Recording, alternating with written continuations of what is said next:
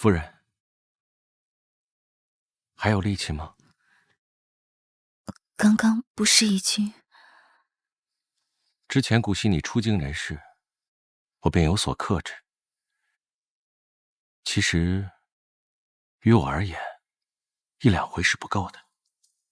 这还叫有所克制？眼前这位便是我的夫君顾恒。婚后，我们心照不宣，各取所需，做一对有名无实的夫妻。直到顾恒因调查大哥的替考案，被六皇子陷害入狱，又遭流放。在他最落魄的时候，我慌了，我怕失去他。直到那一刻，我才肯承认，我心悦他。那夜，我们圆房了。可自从圆房之后，我们之间便一发不可收拾了。再来一次。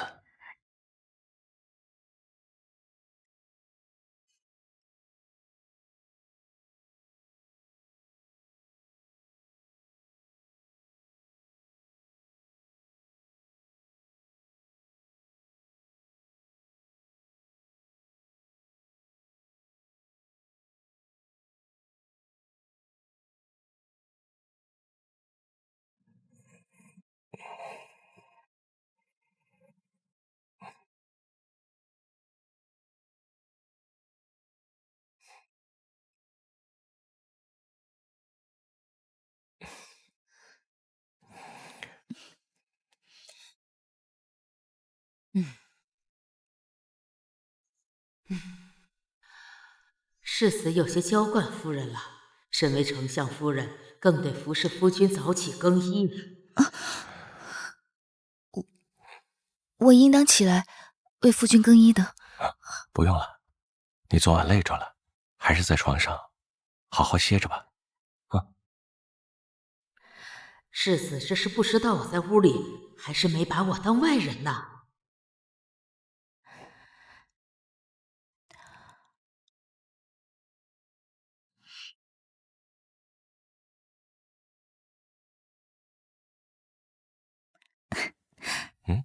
其实我还好，也没有那么累。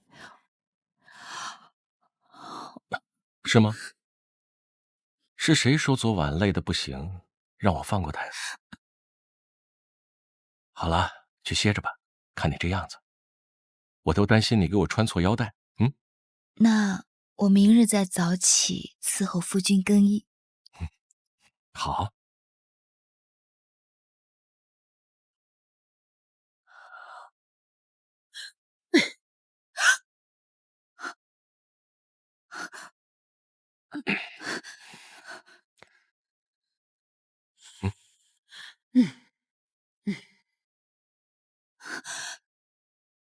沈嬷嬷竟然就站在屋里，那方才和世子说的那些话，嬷嬷岂不是全听见了？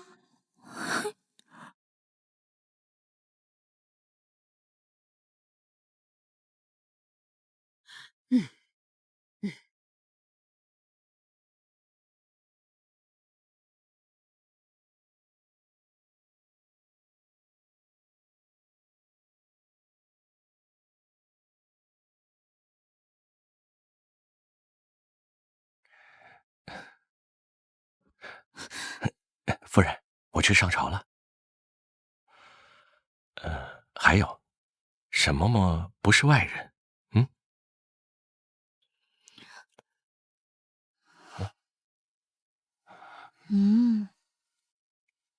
好了，我真要走了，你好好休息。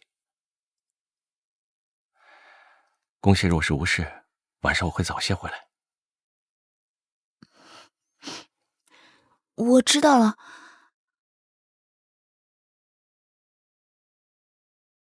恒儿如今是丞相了，往后要经历的场面会更多。从今往后，你更要好好的侍奉丈夫，孝顺公婆，把后院打理好，让恒儿能在外头更安心的做事。知道了。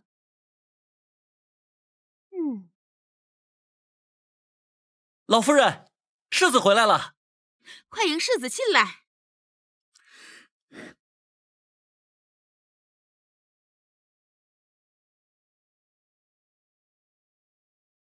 见过母亲。恒儿，快坐。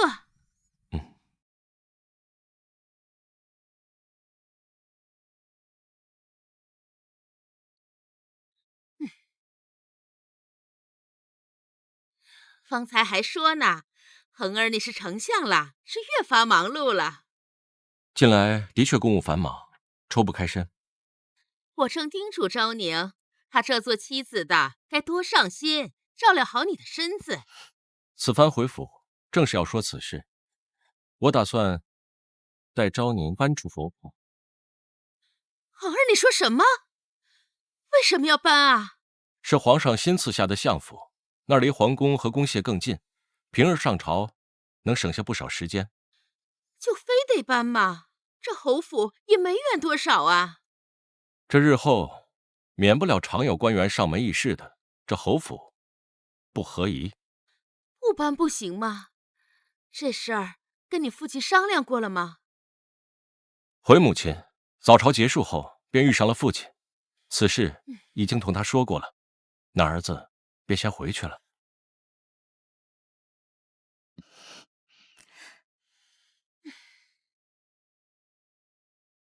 两个儿媳比满清那副模样是指不上了。陆昭宁至少是个聪明人，有家底，会医术，遇到事儿还能顶用。如今搬走了，往后有事儿可找谁去啊？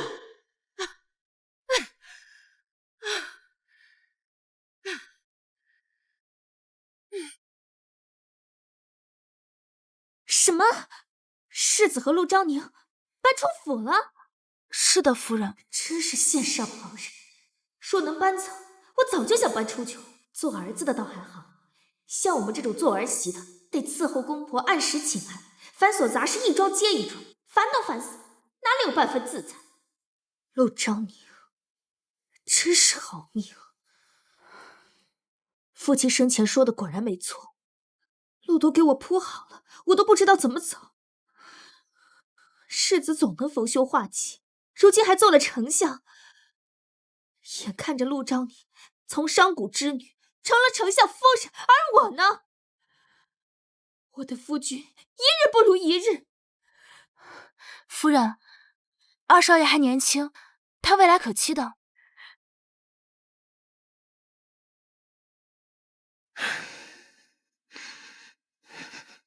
长渊，你别灰心，一定是伤势还未痊愈，再加上这阵子……不是我的原因，是你，婉晴，我已经对你没感觉了。分明是他顾长渊不行，竟然怪我。从今天起，我搬去书房，你若是不满，便请自行下堂。长渊，你说什么？你要休我？我是不想耽误你。顾长渊，你现在说不想耽误我，早干什么去了？你休想甩掉我！我离了顾长渊，出了侯府，又能去哪里？我生不出子嗣，谁还会要我？我的人生早就毁了。是我自作孽，可顾长渊也脱不了干系。当初是他觊觎我，存心引诱，我不过顺水推舟，到头来受罪的只有我，凭什么？顾长渊，你有什么资格怪我？不过是被贬了官，整日摆一副死气沉沉的样子给谁看？难道你被贬官还是我害的不成？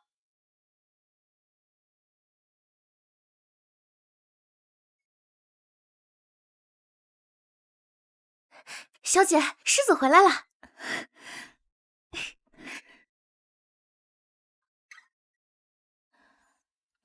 明明是朝夕相对的人，这一刻还是有些心跳加速。这男人就是个妖孽。叶礼良，你出来做甚？想着你回来了，我便出来迎迎你。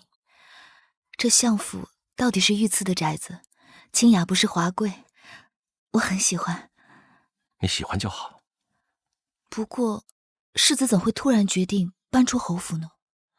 我不在的时候，母亲没少言语讥讽责难你。往后我只会更忙，怕顾不上你。人嘴也是软刀子，即便你能泰然处之，不去在意，时间久了，难免也会厌烦的吧。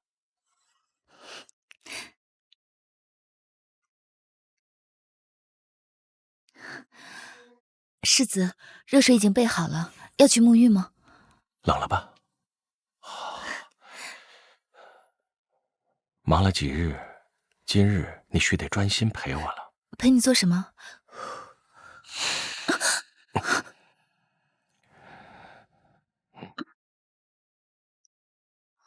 世子，我怎么了？你们男人都这样吗？圆房后就什么？就成天想着那点事。我告诉你，圆房前也是会成天想的。这种话他怎么说得出口的？怎么？你莫不是觉得我是什么断绝情欲之人吧？我早就跟你说过，我是个正常男人。正常男人都会时刻想着与妻子亲。好了，别说了。夫人，世子，没事儿，别怕，没人敢闯进来的。等我一下。世子，有人给您送来了这封信，是按键插在门上的。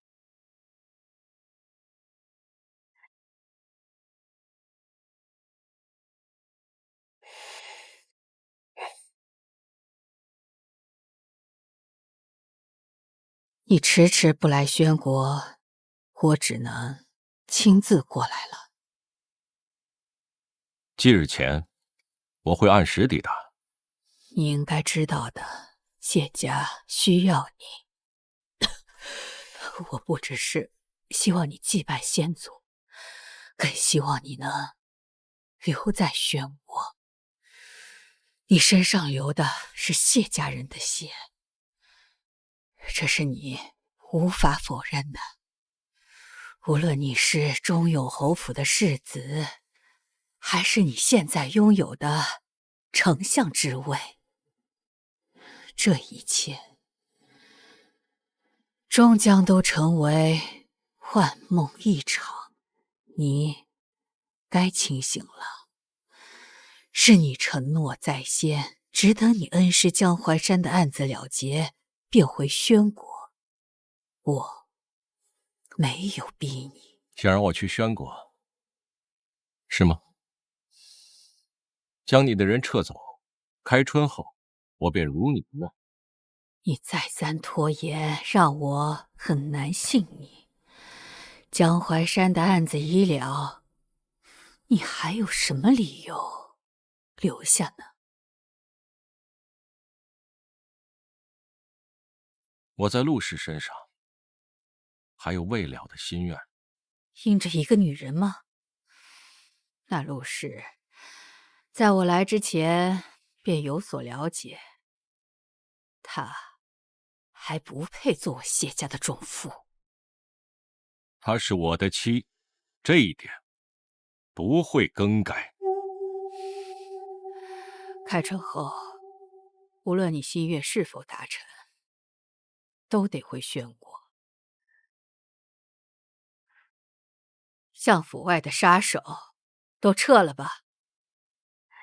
是，家主。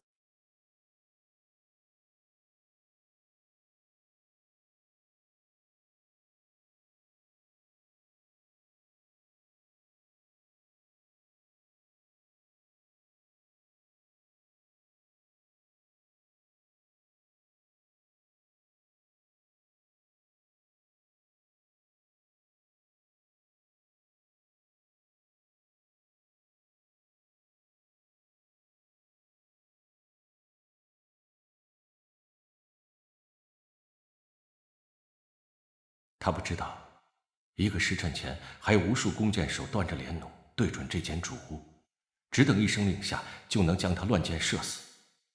他更不知道我有多怕他受伤，怕失去他。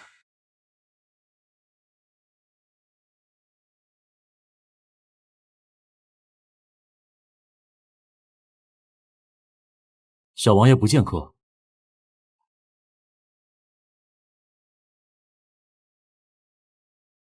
没想到赵琳还是这种决绝的态度。小姐，小王爷还是不肯说吗？顾夫人，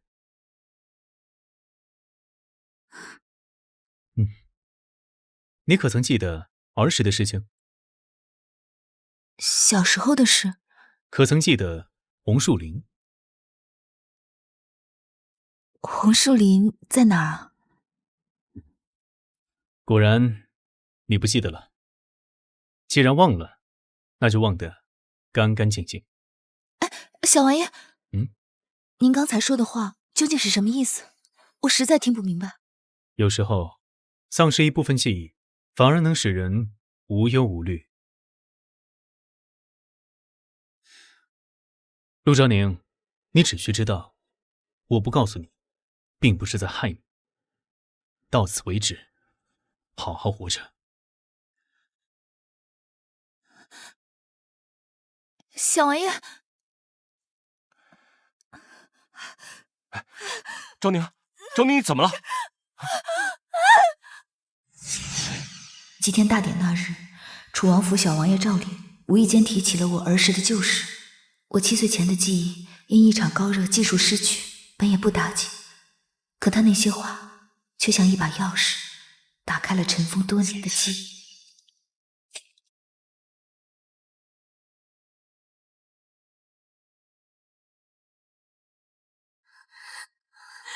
宁儿，快跑！快跑！这些记忆的碎片，我分不清是梦魇还是真实。那些将士的尸身，还有那女人，他们究竟是谁？赵琳为何话说一半，却不肯告诉我实情？走吧。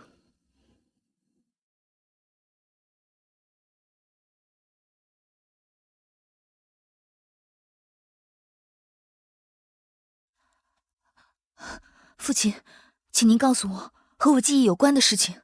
我7岁前究竟发生了什么事，我都忘记了。您总该是记得吧？您能告诉我吗？都是些鸡毛蒜皮的小事儿，这么多年过去了，我哪儿还记得？忘记了就忘记了，你非要查？你要是非要查此事，你就不要再认我这个父亲。父亲，我不明白父亲到底在隐瞒什么，甚至于拿断绝关系来威胁我。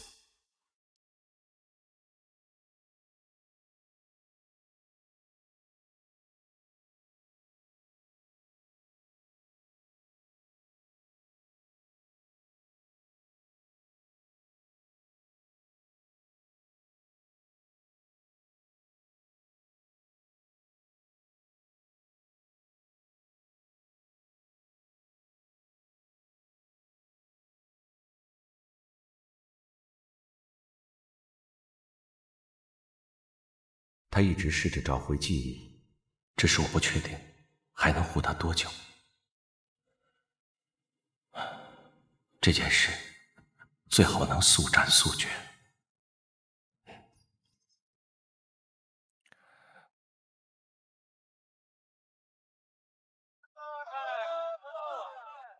上次祭天大典，赵宁晕倒后，便常做噩梦，不得安宁。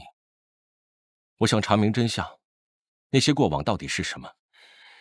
赵大人为何作难，不肯据实相告？你一向聪明，林琴、赵元玉都不是你的对手，但是这件事儿，你还是不知道的好。所以这件事牵扯到的人，地位权势高过当初的林琴和赵元玉，是吗？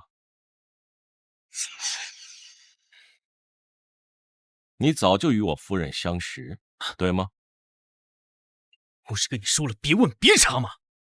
你都已经得到了一切，为什么还要计较过去的事情？不是所有记忆都值得被怀念。你既然是她的丈夫，是她选择共度余生的人，就给我好好护着她。我活不长了。一直都知道顾恒是短命之人，他这是在说他的病又重了吗？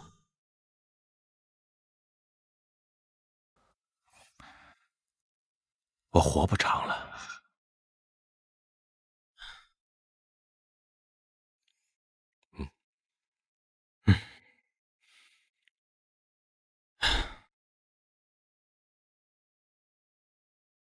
赵大人，即便我官至丞相，只要我一死，便护不住他。你觉得你隐瞒的秘密，当真对他有利无害吗？那么，请你认真回答我：继续隐瞒下去，是否真的能让他这辈子平安？还是说，隐瞒只是自欺欺人，将自己困在陷阱当中，等待猎人苏醒，最后引颈就戮？恕我直言，真正的保护是让人生出坚硬的羽翼，如此面对强敌才能奋起反抗。那么敢问，你、我，乃至位置更高的人，哪个不是如履薄冰？谁能确保这辈子都能永远护住一个人？谁能确保这辈子都能分毫不差？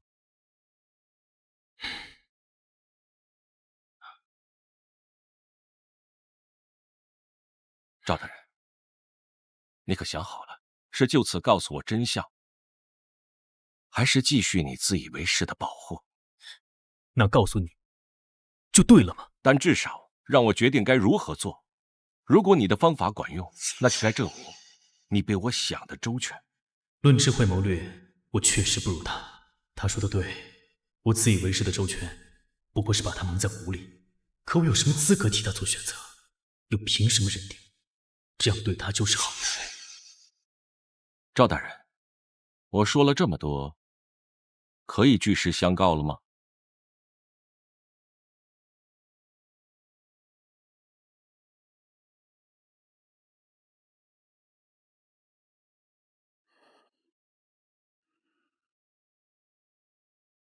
醒了？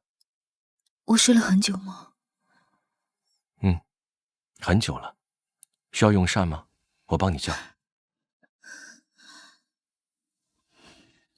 不用，我不饿。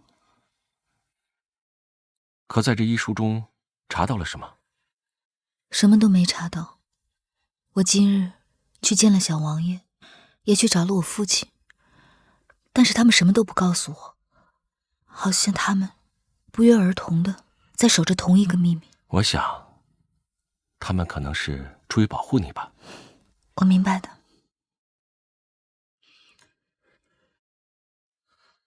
赵林已将真相告知于我，但我还不能对昭宁提起，非是刻意隐瞒，而是此事牵扯太深，远不是赵元玉可比。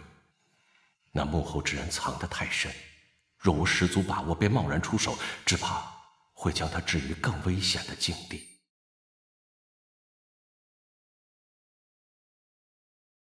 世子，我们的人都被送回来了，且都完好无损。他们可有查到什么？没有，我们的人刚踏入凉州，就被人盯上了。你亲自去一趟凉州？世子都让我出动了，看来凉州一行十分重要。属下这就启程。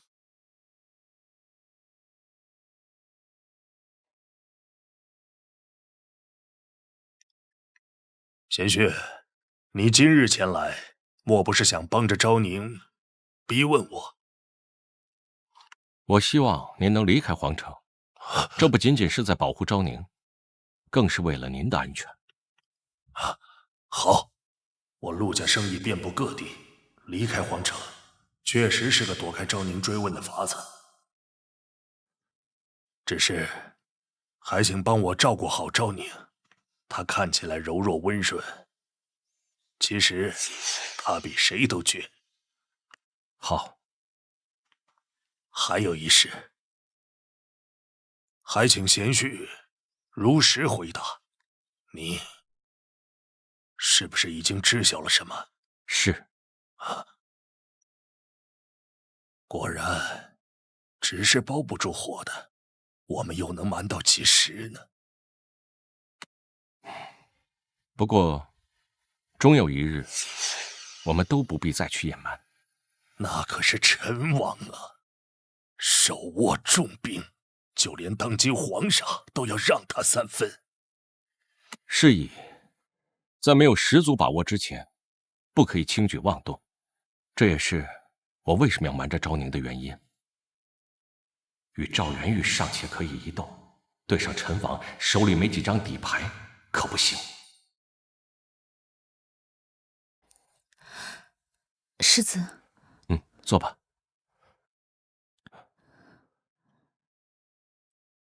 手这么凉，没有晚膳吧？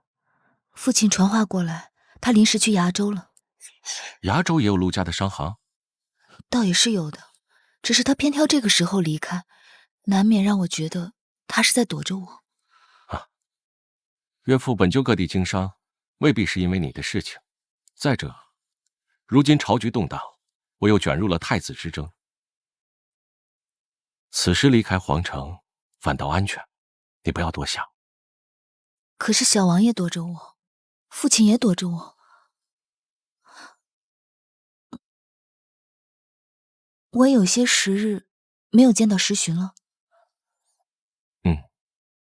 来，先吃饭。怎么觉得世子也有什么事情瞒着我呢？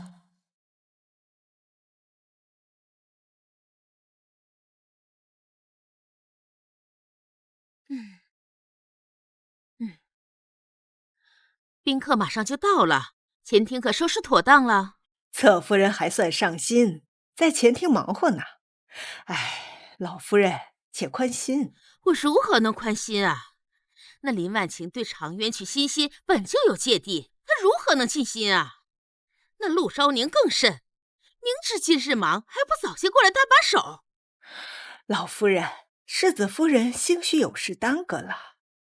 什么事能比常渊大婚更重要啊？走吧走吧。疼啊！哎呀，难受呀，疼！哎呦！包扎完了，忍一忍。世子呢？世子还未下朝。你是有什么话要告诉世子？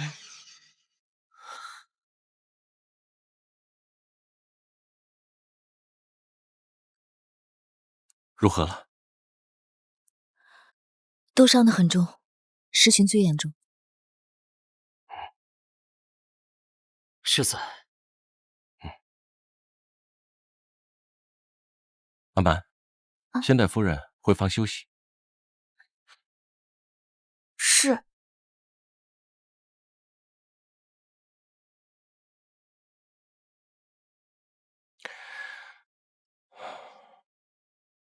什么情况？世子，我们没能踏入凉州地界，就遇到了伏击。陈王府的信息网比我们料想的还要密集广泛。这是陈王给您的信。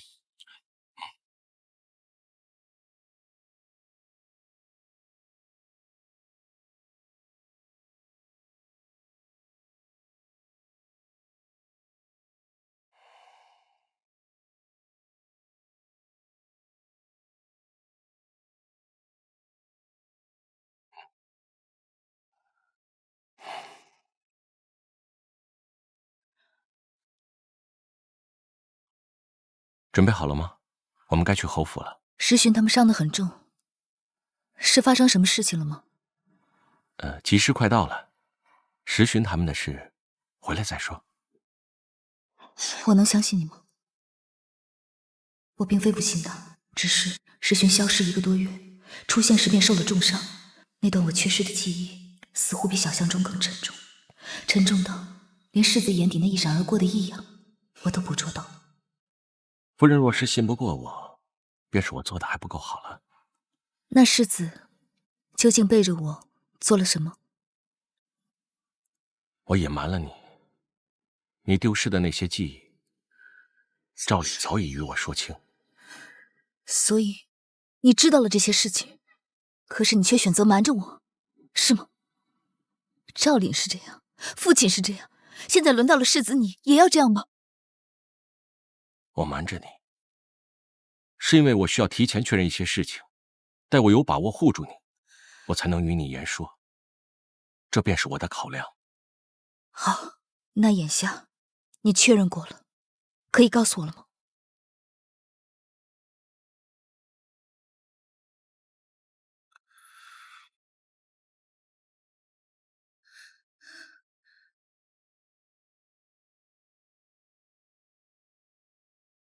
我怀疑你母亲还活着。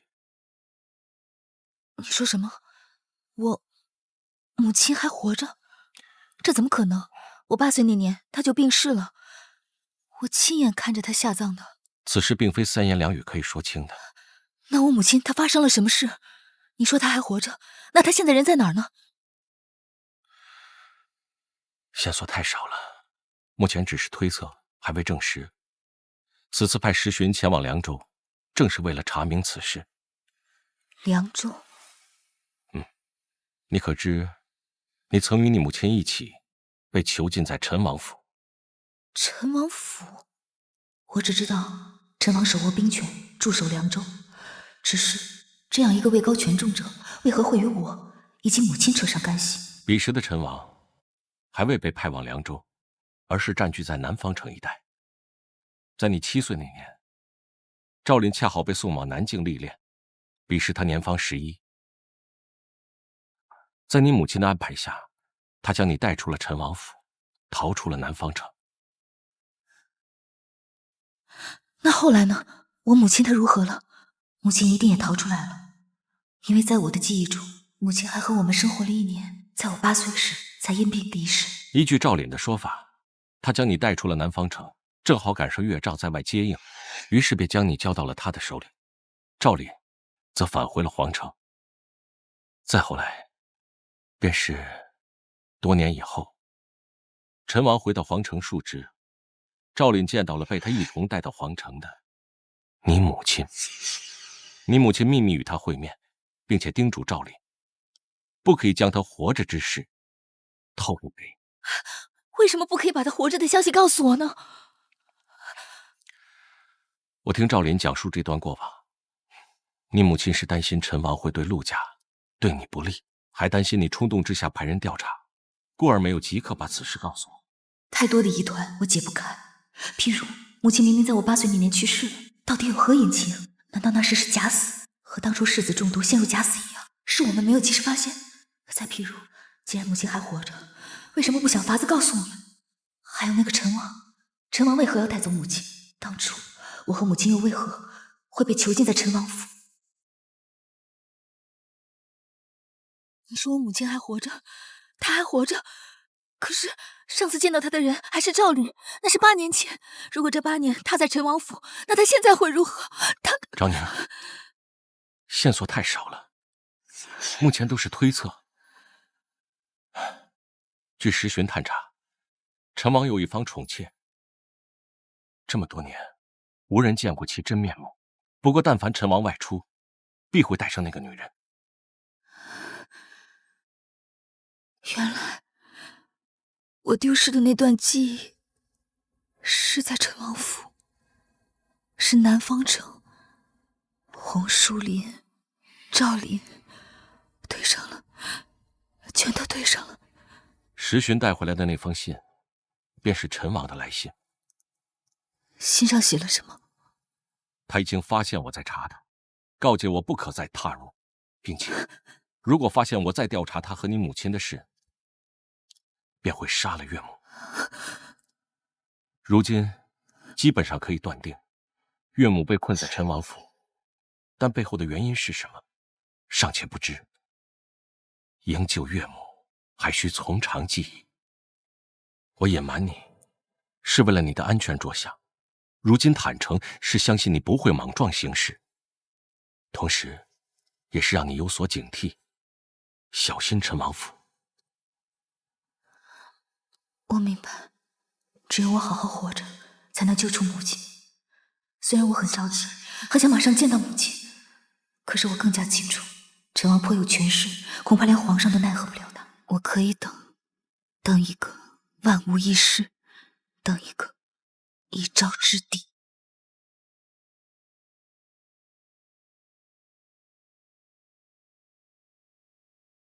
第一次与陆兆宁成婚，我无动于衷；第二次娶林婉晴，我欢喜满足；这第三次，如同被逼婚。欣欣来了，我便好多了。丈夫和儿子靠不住，两个儿媳又都是精于算计的毒妇，以后在这府里终于有个自己人了。吉时已到，一拜天地。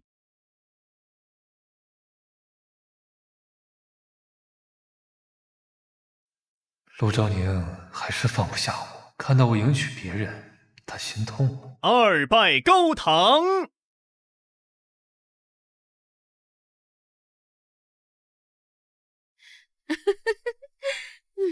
管完礼，我们便回相府吧。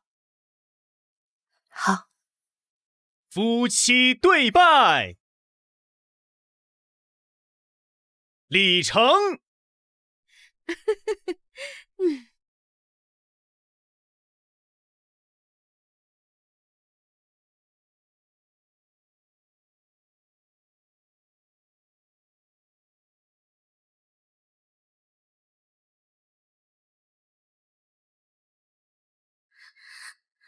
宁儿，快跑！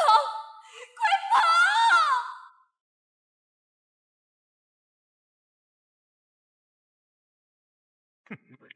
跑！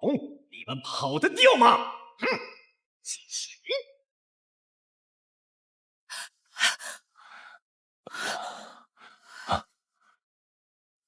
怎么了？又做噩梦了？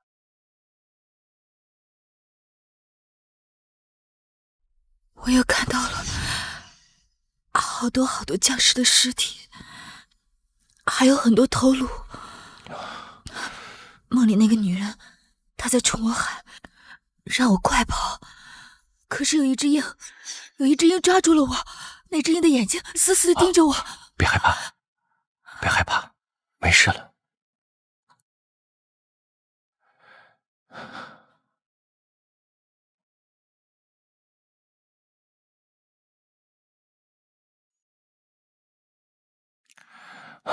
有我在呢，别害怕了。为什么赵岭碰到我母亲那次，母亲不向他求救呢？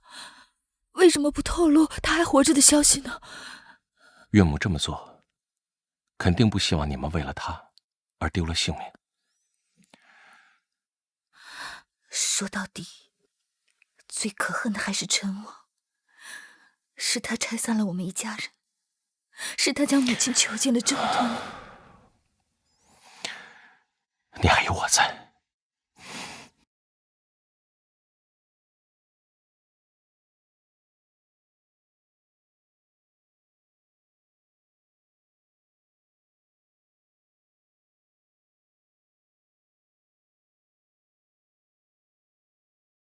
侧夫人，今夜最好也在主屋外伺候着。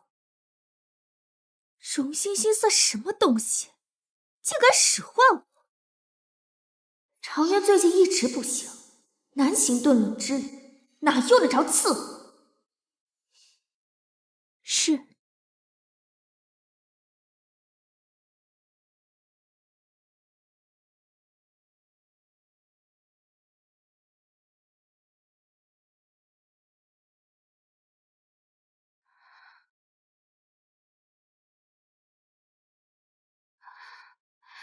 夫君，我不会跟你同房的。说什么呢？我虽不愿嫁给顾长远，但既然嫁了，就想着好好伺候夫君，早日生下一个儿子。我做好了嫁鸡随鸡、嫁狗随狗的准备，顾长远居然还嫌弃上了。你没听错，我不会跟你生孩子。新婚第一天就要独守空房，是不是？凭什么这么对我？我告诉你，我要告诉我爹娘，我要告诉祖母，你以为我想跟你生孩子吗？你凭什么这么欺负我？够了！你以为我稀罕娶你？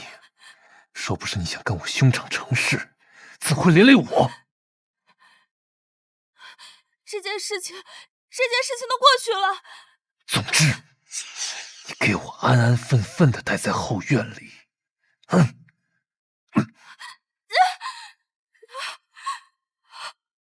如果能回到当初，我再也不会想着和世子表哥生米煮成熟饭了。就算是嫁给普通人家的公子，也比嫁给那顾长渊强。老夫人，这下总算能放心了吧？有什么可放心的？长渊还欠着钱庄不少债，能把欣欣娶进来真是不容易。都怪我的兄嫂太贪心，索要了那么高的聘礼。不过所幸侯府还有些封地，估算着日子，封地的收成也该送过来了。到时候不只能把债一并还了，府里的日子也能宽松些。是，快了。他还在为营救岳母一事忧心。今日朝堂之上，四皇子押送赈灾粮赈灾，刚到就被灾民抢光了。当地的灾民闹着要起义，其他多地也跟着闹起来了。听闻灾民起义的事情闹得还挺大。皇上的意思是，要动用各地贵族的封地，一同赈灾。中永侯府也有封地，世子，你就不担心吗？普天之下，莫非王土。这封地用来赈灾，以后侯府的日子怕是不好过了。顾长渊能凑齐给荣家的聘礼，是向地下钱庄借了债的。地下钱庄地上加利，今年还不上，明年欠债就会变得更多。他原本定是想着，等到年底封地的收成上来，轻轻松松就能填补亏空。如今难了。怎么了？心疼长渊？我心疼他？怎么可能呢？我就是想着，他毕竟是你的亲弟弟，是怕世子你于心不忍。一个想要杀我的弟弟，我能既往不咎，已是大度。心疼他？不可能。不过，营救岳母之事，你莫要过于忧心。我已有了初步的盘算，还需从长计议，切莫草率行事。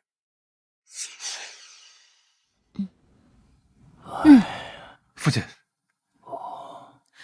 哦，刚才四皇子来了，带着皇命向我们征粮。怎么回事？朝廷赈灾，为何要向我们征粮啊？不只是我们，凡是有封地的王公贵胄都被征粮了。要启程？什么？武成？我的欠债怎么办？真要交出武成，我就完了。兄长，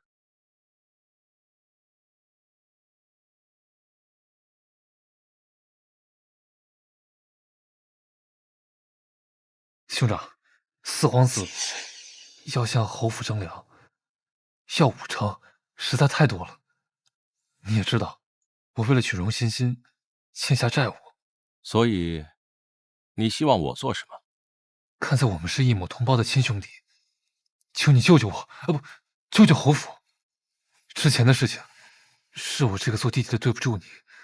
那时我是为赵元义所逼，希望今后我们兄弟同心，请兄长原谅我。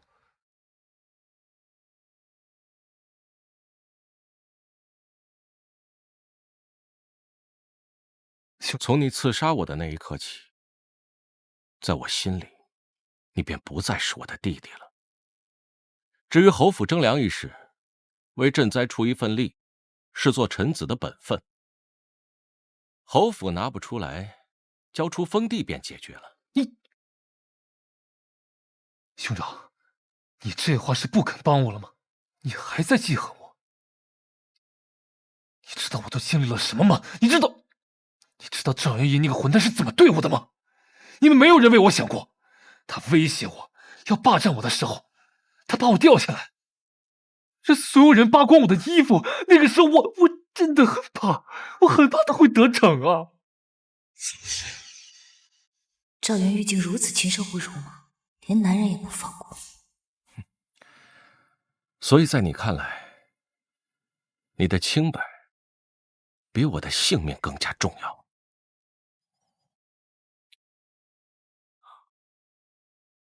那种事情，忍一忍就过去了。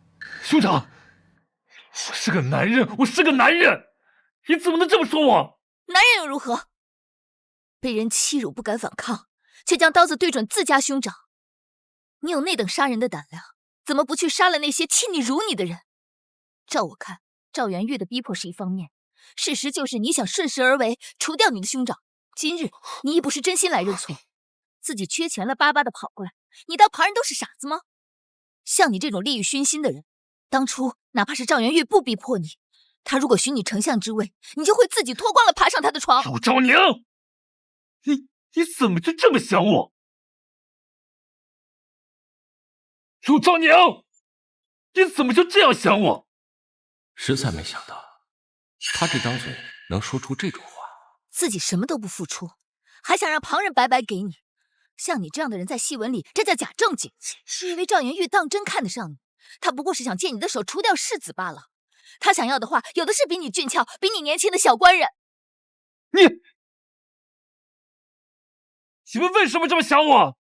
为什么这么对我？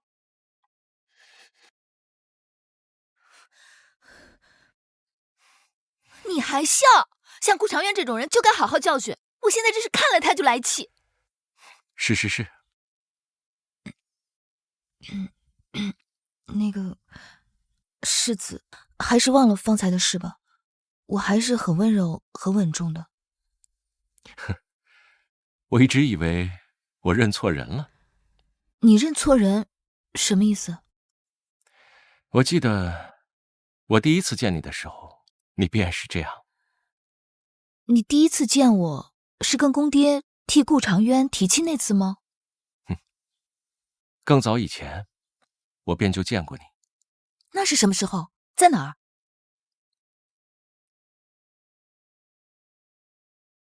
恩师托我补偿陆家，我便想着自己去寻你们。得知你们父女二人假冒身份官籍来到了皇城，我便亲自找了去。我原本只是想看看你们过得如何，却见到你在铺子里追债。那时候围观的人很多，你定是没注意到我。我还是头一回见到一个小姑娘，损人的功夫竟然那般的了得，逼得那欠债人羞红了脸，当场求饶。后来你就已经嫁入了侯府，总是一副唯唯诺诺、软弱可欺的模样。我甚至还以为我认错了人。世子定是记错了，我就算是催债的时候也是很温柔的。夫人，其实当初你可以大胆些，不嫁长渊，直接嫁给我，这样我们就不会错过2年之久了。我可不做妾，那时你也有正妻，何况我当时听说你也没有多少热活头了。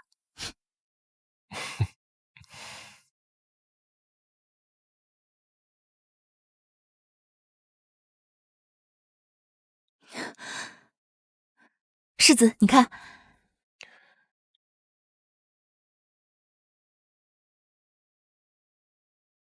想派人假装商贾，进入凉州。不用假装，本就是商贾。方法可行，不过不能用陆家的名头，陆尹我来安排。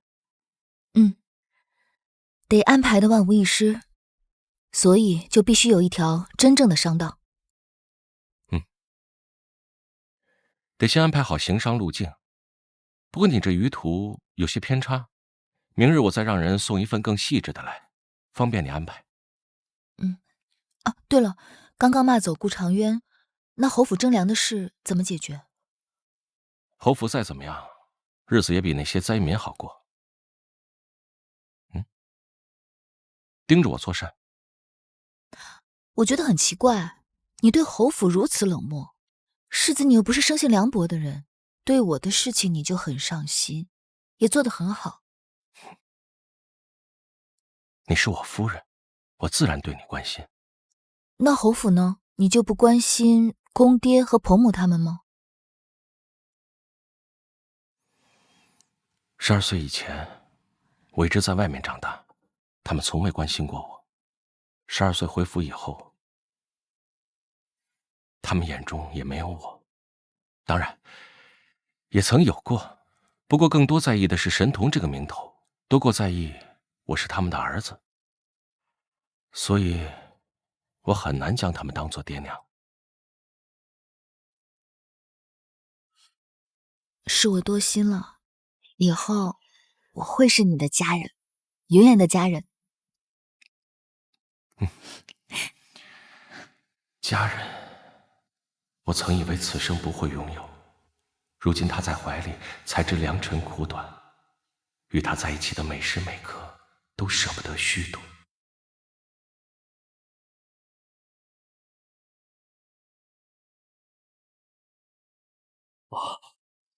如何？你兄长怎么说？他不敢帮忙。恒儿竟然怨恨我们至此。那你有没有好好说话？你有没有跪下向他认错，求他帮你呀？要我跪，你为何不跪？他跟陆昭宁是铁了心不想帮我，不想帮侯府。我甚至都道歉了，他们竟还羞辱我。既然软的不行，那就来硬的吧。世子，侯爷有话，如果这次侯府出了什么乱子，就要剥夺您的世子之位。知道了。父亲，这是逼着你处理征粮的事，好像谁稀罕当世子似的。我怎么记得你以前很稀罕？那是以前，我现在可一点都不稀罕。经历了这许多事，我早已看透那些高门大户的嘴脸，身处高位也未必能高枕无忧。如今我选择顾恒，不是因为他是世子，亦或当朝宰相，只因他是他。这话说来矫情，可我心里清楚，他值得我托付，非是情爱冲昏了头，而是他这个人聪慧、沉稳、有担当，即便不做这官，也能与我安稳，助我解困。说到底，我信的是他这个人。有劳夫人笔墨伺候。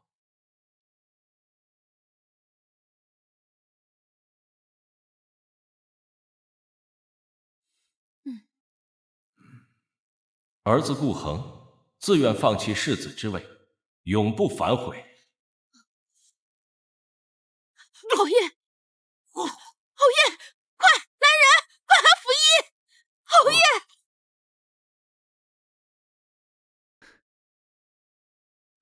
小姐，夫人还活着的事儿，您不打算写信告诉老爷吗？此番营救结果如何，还未可知，倒不如将父亲置身事外，方能保他平安。可是小姐，您亲自去凉州，这太危险了。小姐，万一，我是说万一，夫人她不在了，您岂不是白白冒险了？过去这么多年，其实我也想过这种可能。可是倘若我一个做女儿的都不相信他还活着，还能指望谁去救他呢？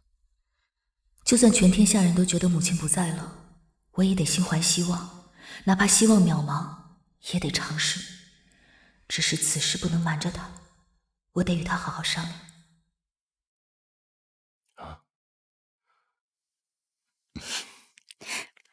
出门收账累吗？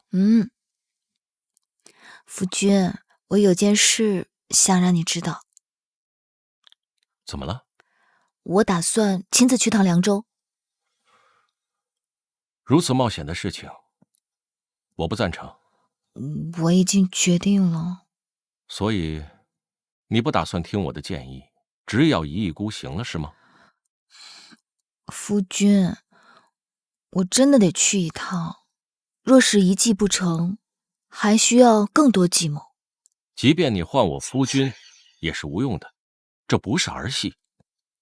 按照我的计划，营救岳母一事，至少得需要提前半年布局。陈王的势力，如今正是如日中天，凉州又是他的大本营，想从他的手里夺人，很难。可是，不知为何，我总有种不好的预感。我觉得我必须尽快去，不然心里会一直不安的。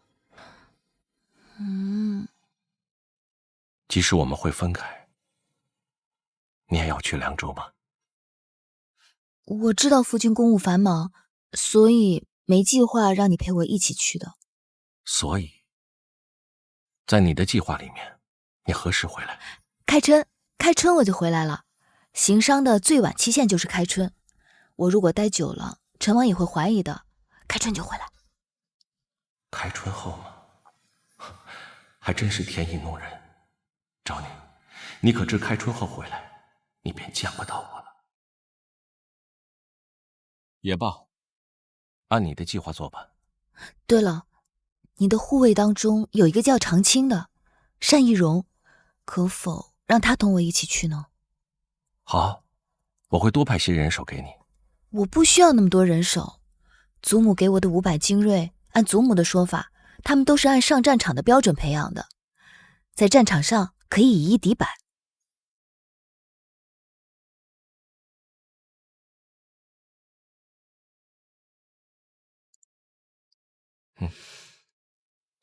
这是什么？拿着这块令牌，你便能号令所有侍卫，此去凉州，多些人跟着你，如此我才能放心。不用这么多人，人太多的话反而容易暴露。无妨，反正这块令牌早晚都会交给你的。拿着这个令牌去挑选人手差遣即可，届时让他们在外围接应，这样才能多条后路，知道吗？夫君你真好。我也只能锦上添花，重要的路还得你自己劈开，朝前走下去，直到摔倒了也能笑着站起来，如此我才能放心。夫君，你是不是有什么心事啊？我在想，我们什么时候才能安定，才能有个孩子？安定？难道我们现在不算安定吗？你……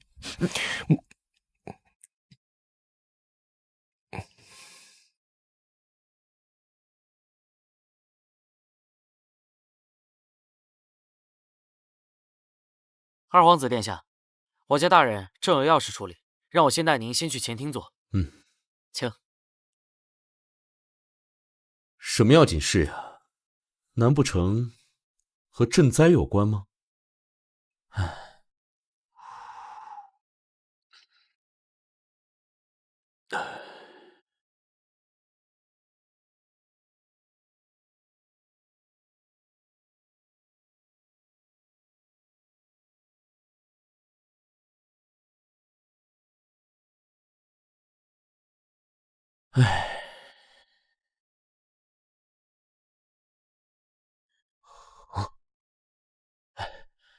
哎，仲卿，什么要紧事啊？需要你亲自处理。可是四皇子赈灾一事又生变故。殿下，家务事已经处理好了。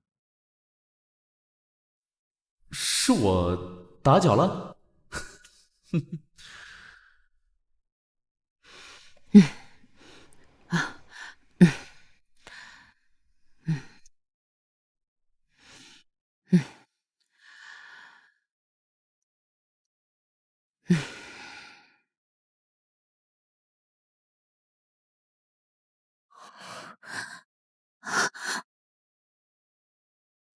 这也太丢人，太荒唐了。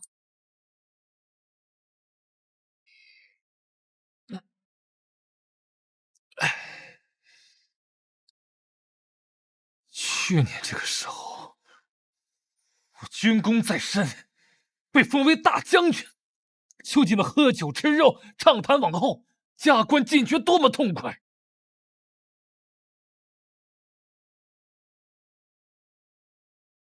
而今，我不仅没有加官进爵，甚至被贬为了九品，就连做男人的尊严都失去了，都失去了！我恨父亲、母亲，恨他们当初的馊主意，让我和寡嫂生孩子；恨林婉晴，因我堕落；恨兄长落井下石，见死不救；更恨陆兆宁如此狠心，一日夫妻百日恩，他走得那么决绝，为了攀高枝，丈夫说不要就不要。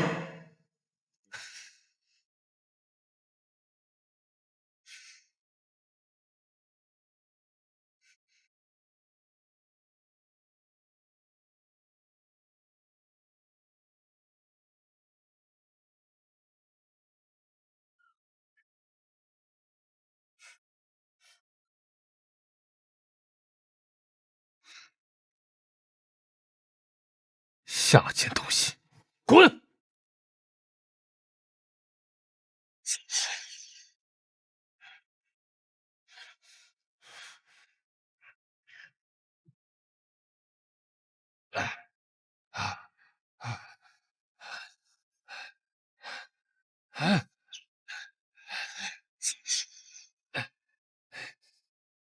不是让你滚吗？你是谁？你想得到中永侯府的一切吗？你到底是谁？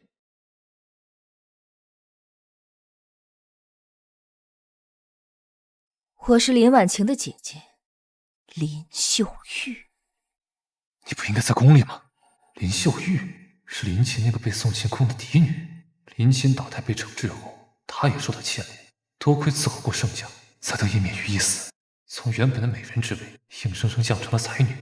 我随太后出宫祈福，原本是想要见婉晴，却见着你出府，便跟了过来。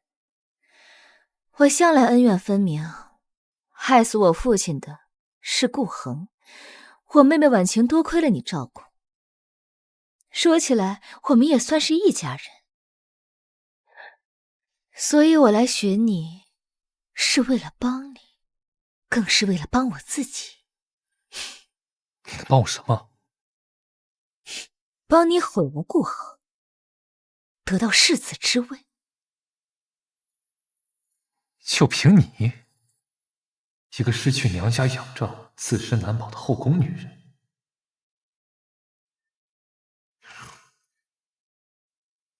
知道宣国谢家吗？知道宣国谢家吗？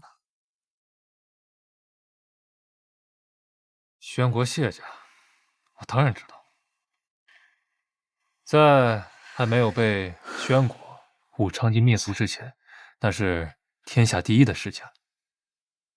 在那块土地上，没有宣国以前就有谢家。无论换多少皇帝，经历多少朝代，谢氏一族屹立不倒。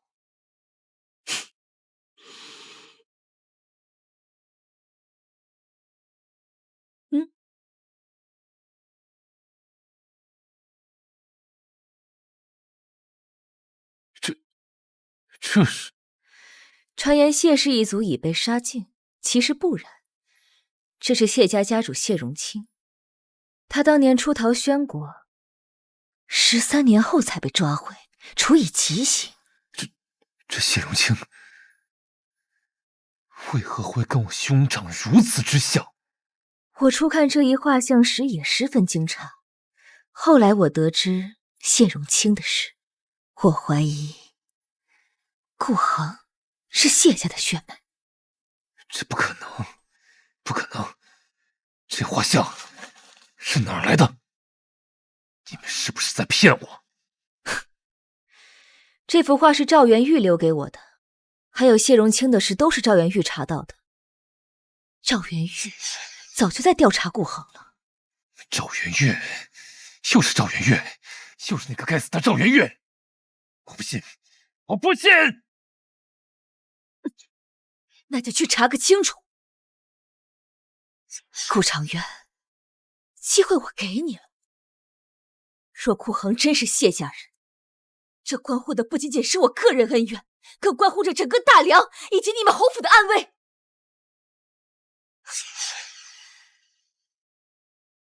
你必须除掉他。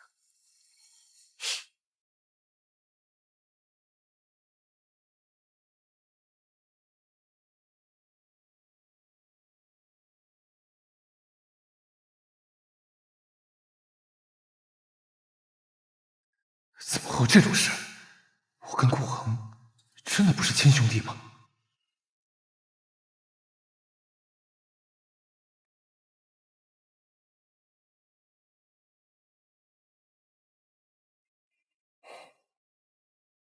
世子，您真的要回宣国吗？我走以后，好好照料夫人。老奴遵命。那夫人呢？您真的不打算把夫人带走？她一定会很伤心的。您这一走，夫妻就此缘尽，再难重圆了。我若身死，5年以后，便让她另嫁吧。不，无需5年，任何时候，只要她想另嫁，就由她去。不过，须得在我身死以后。是。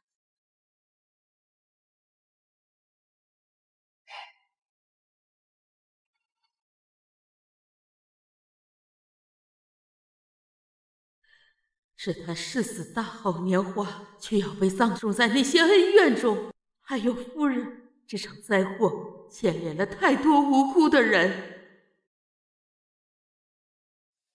顾相认为，朕的几个儿子中，谁能担当太子？龙生9子，各有千秋。2皇子宽厚仁德，3皇子学富五车，4皇子英勇善战，5皇子嘛，总是奇思妙想。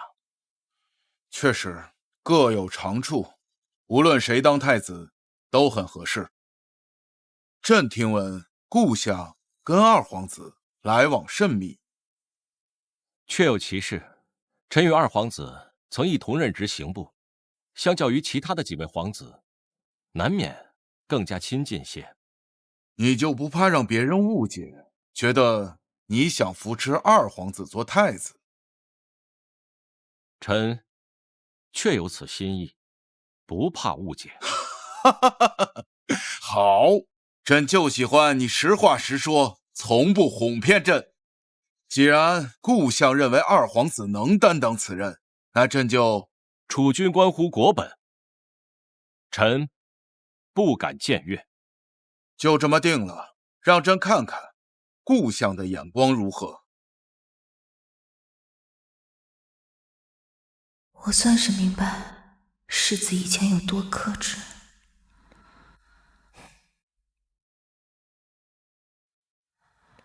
我去书房了。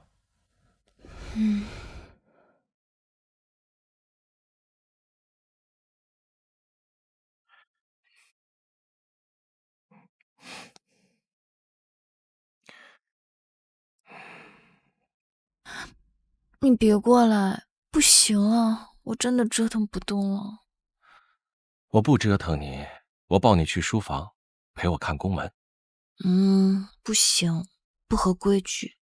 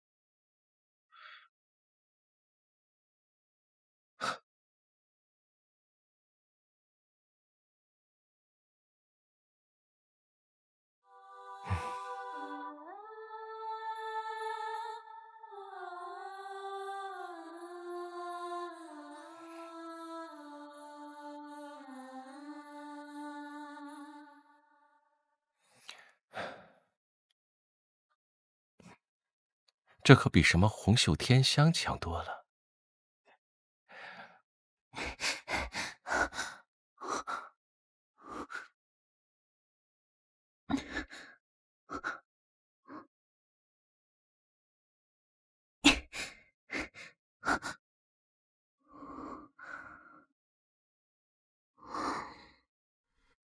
小姐明日就要去凉州了，世子舍不得小姐，我也舍不得。此去凉州十分凶险，这次用的人都得是精锐，绝不能给小姐拖后腿。连我都不让去。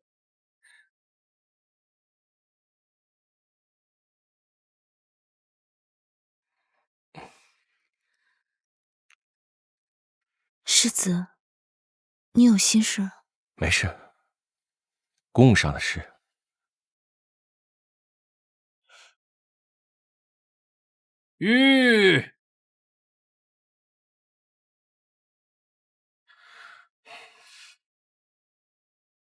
其实，我舍不得离开夫君。夫人，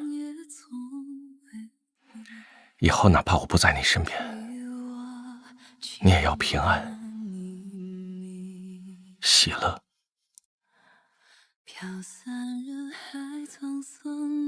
你就没有什么话要对我讲吗？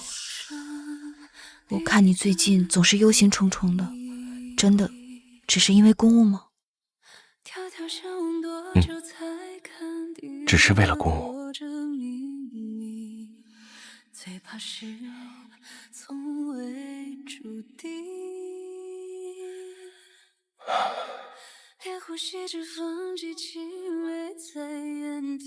我知道世子不愿与夫人分开，是不理解为何不能带她一同回宣国。即便危险重重，甚至可能丧命，万一夫人自己也愿意呢？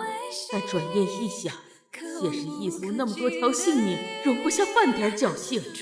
世子这么做，必然有他的考量。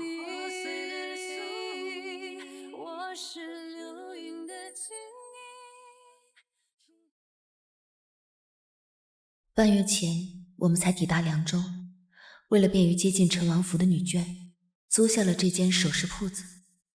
长宁郡主驾临小店，民妇深感荣幸。不知郡主想看些什么？掌柜的，我看你这首饰样式不错，想选几样送给我的母亲，不需要太华丽的。是王妃吗？民妇昨日见过王妃，她的首饰大多华贵。不是，是我的母亲，她平常不怎么出门，所以喜欢简单些。郡主生得漂亮，你母亲必然也是天仙之姿。这些首饰确实过于简单，倒是配不上夫人。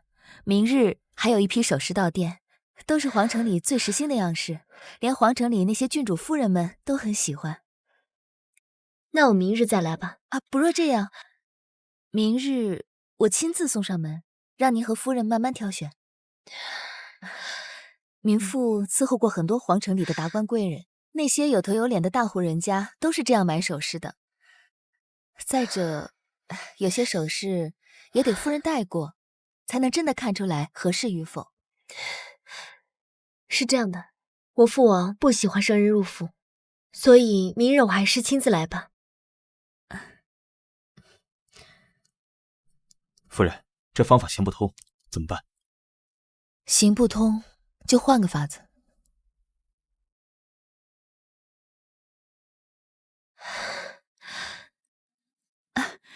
郡主，掌柜的，新进的首饰到了吗？到了，这些都是，您慢慢挑一挑。这款上面的珍珠用的是南海珍珠，光泽温润，最衬肤色。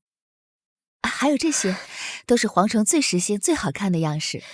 那我多买2款，拿回去让母亲选选。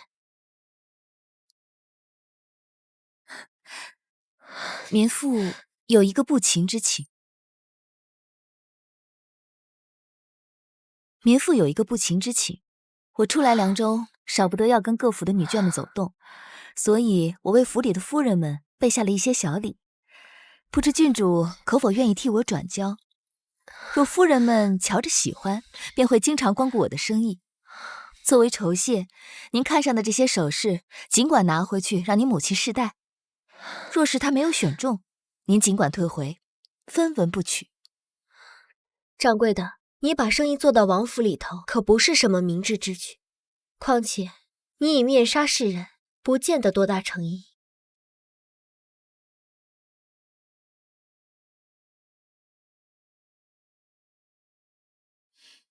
既然你帮我这么大一个忙，这点小事我不介意帮你办。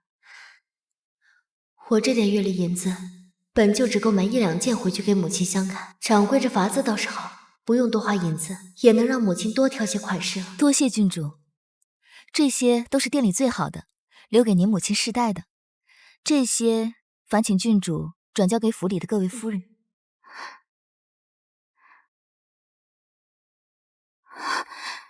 这位掌柜的出手可真大方啊！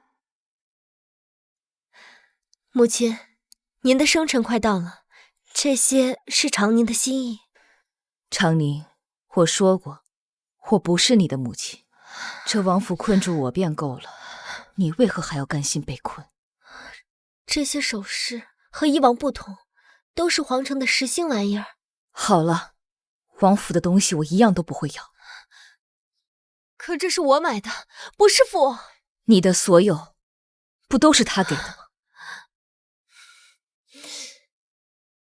我想，您一定会喜欢这道头面的。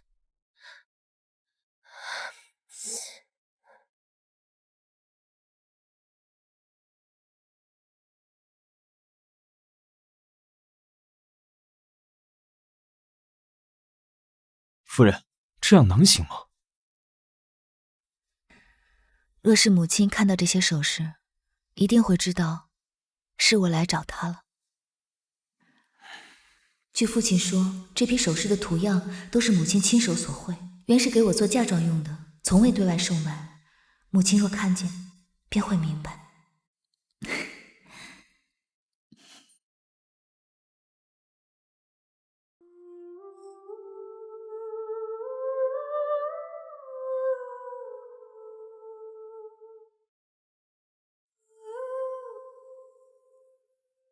有许多话想对他说，有些事压在心里太久，反倒不知从何说起。从一开始，我便不曾对他坦诚以待，如今终是自食其果了。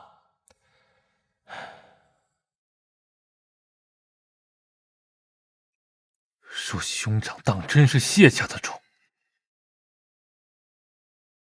那他凭什么霸占侯府的一切？世子之位，陆昭宁，这些本就该是我的。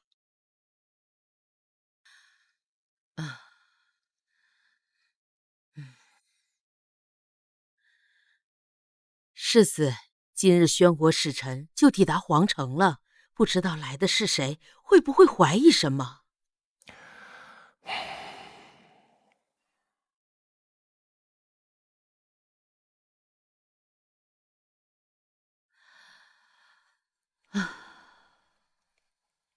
吴奇昭宁，待你开启此信，你我已然分隔两地。想必你此刻已经知晓一切，包括我的身世。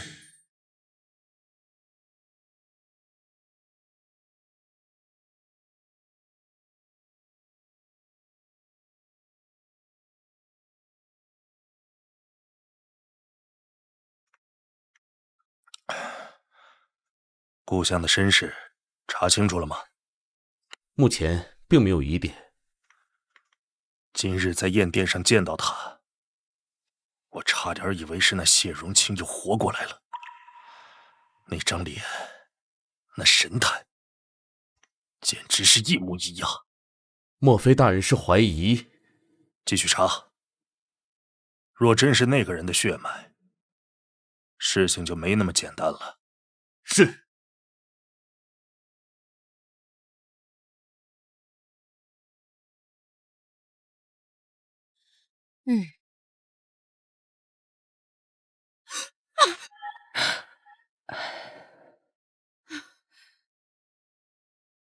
老夫人就是一幅画。这幅画，你是在长渊房间找到的？长渊怎么会有他的画像？难道他怀疑恒儿身世？不行，我得去荣府。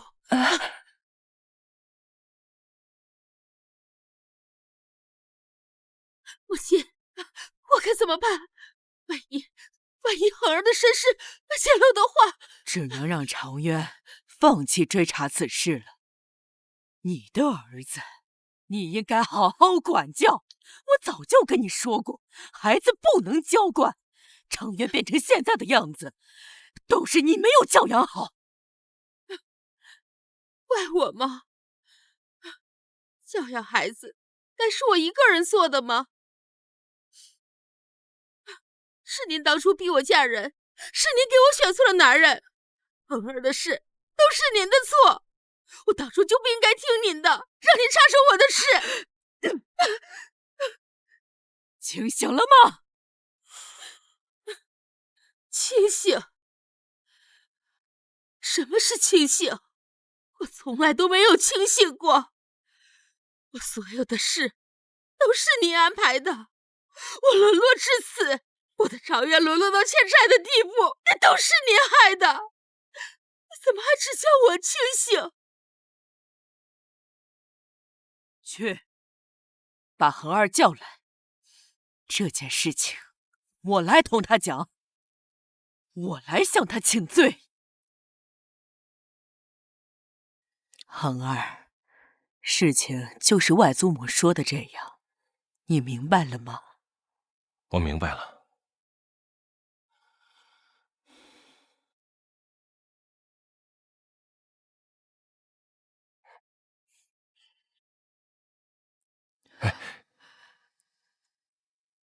您不必如此。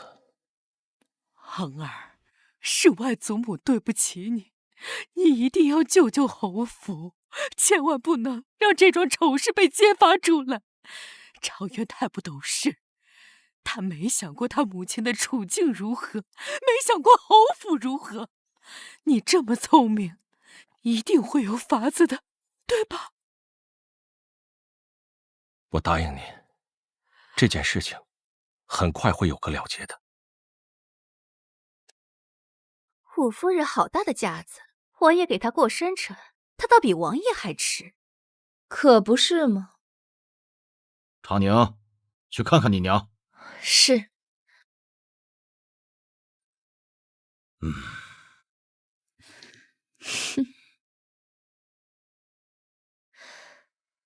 父王，母亲身体不适，来不了了。她哪儿不舒服啊？可曾让府医瞧过了？我看不是身子不适，是不屑和我们一同用膳吧。哼，这么多年也没见他身体舒服过。可不是嘛，来来回回一直用这个理由，我都能猜得到。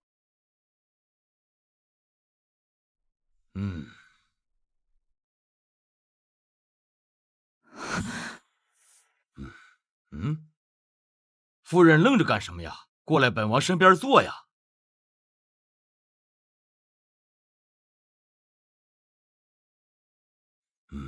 来，共同举杯。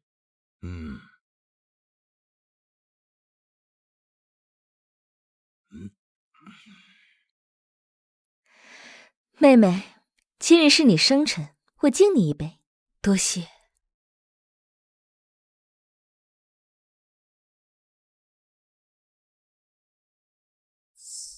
方才王爷嘘寒问暖，他不搭理，此刻却回应四夫人的敬酒。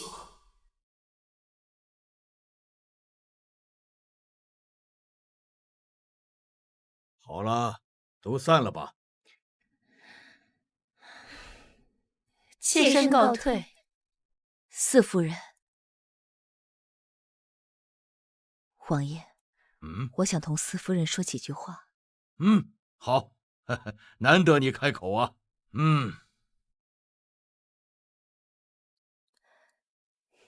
妹妹，你要同我说些什么？发钗哪里买的？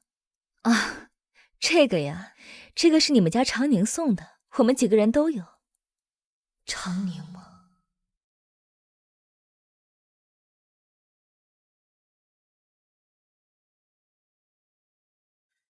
如果你肯自己放弃一切离开，并且永远别出现在我面前，我可以不告发你。你尽管去做你想做的，只要你不后悔这选择。事到如今，该后悔的是你吧？我所做的一切都是最正确的选择。你本就不是顾家的血脉，凭什么当世子？你身体里流着别国的血，如何做我大梁的丞相？顾恒，这是我给你的最后一次机会。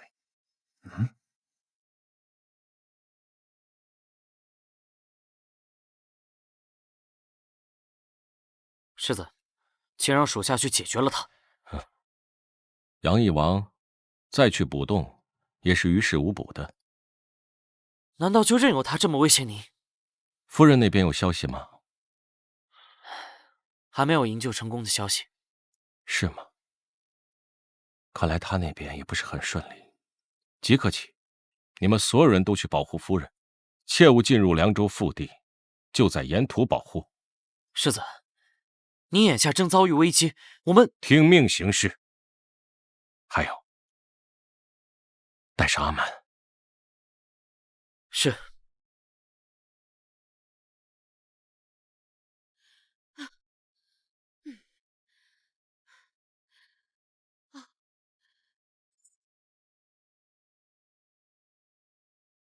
母亲找儿子何事？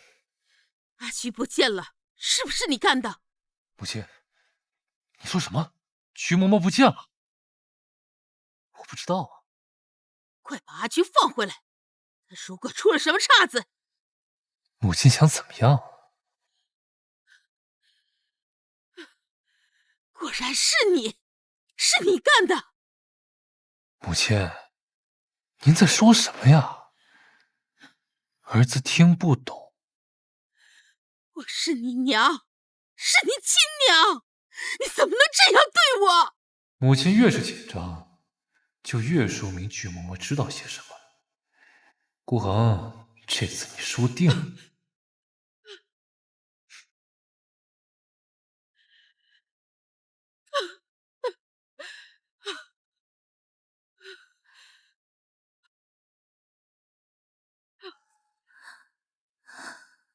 我就要见到母亲了。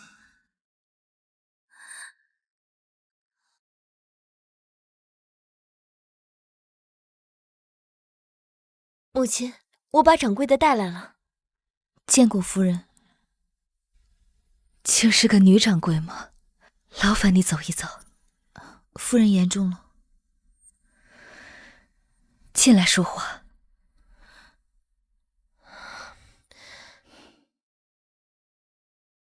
这么多年了，我每次去请安，母亲都隔着屏风说话，从未让我踏进里间一步。怎么今日对着外人，她如此热络？夫人，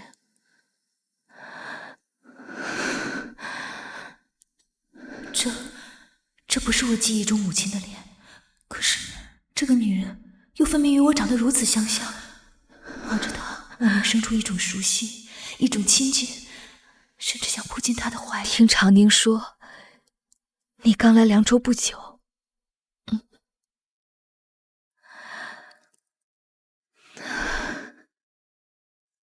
过来，伺候我，佩戴这套头面。好，母亲，还是我帮您戴吧。不必了，就让掌柜的来。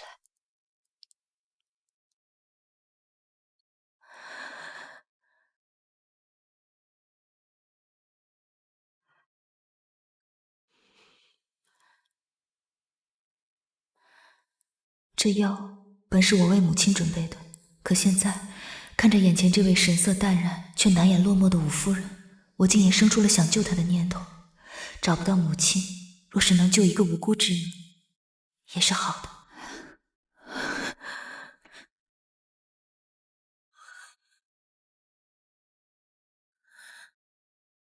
她长得和母亲一点都不像，却与我如此相似。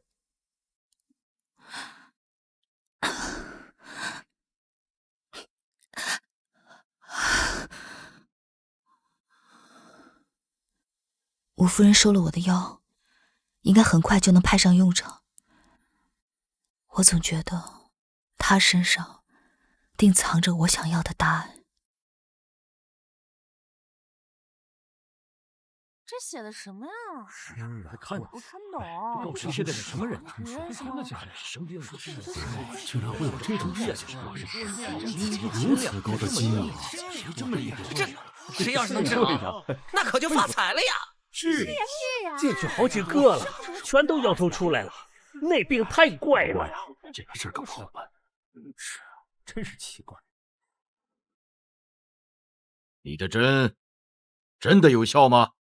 民妇愿意向上人头担保，一定能够缓解夫人病症。只是我施针时，恐怕不能被人打扰。倘若无法为夫人缓解痒症，本王定让你生不如死。是。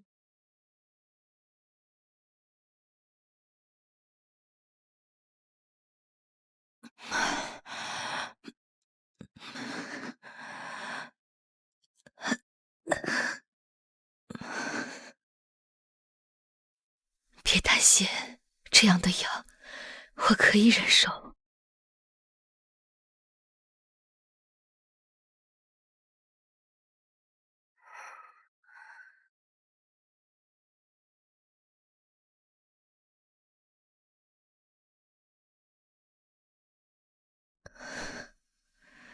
你的医术竟然这样好！我名陆昭宁，本名陆雪宁，我父亲是陆向天。我知道，宁儿，我知道是你。所以，您是我的母亲。这件事透着诡异，藏着太多解不开的疑团。可我就有这样的猜想，赵脸的叙述足以证明，眼前这个女人比我记忆中的母亲更早出现在我的生命里。早在我7岁以前，被关在陈王府的时候，她就在我身边。更何况，我们有着这般相似的容貌，这些都支撑着我把这句话问出口。你不记得了？我7岁之前的记忆消失了，只记得一些零星的碎片记忆。原来是这样，难怪你把我认作你母亲。我名陆念青，是你的亲姑姑。姑姑，你仔细瞧瞧，难道我与你父亲长得不像吗？可是，我跟您长得也像极了。侄女像姑姑不稀奇，所以你小时候我便很喜欢你。从前你父母忙于生意，所以在你刚出生不久，便交由我来照料。你7岁以前都是与我在一起的。宁儿，你长大了，和我想象中你长大后差不多。能够再见到你，姑姑真高兴。眼前这人竟是我姑姑。仔细想来，如果是从小带大我的姑姑，那也难怪会有那种说不明的熟悉感、亲近感。可我为何有种空落落的感觉？您真的只是我姑姑吗？是，我是你姑姑，但你跟我亲生女儿是一样的。姑姑，我一定会救您出去的。比起这个，宁儿，你得先去救救雪瑶。长姐，长姐她还活着，她在哪儿？陈王在府外有一处暗牢，雪瑶很有可能被关在那里。莫大夫，我母亲如何了？怎么样了？好了没？姑姑，我改日再来看您。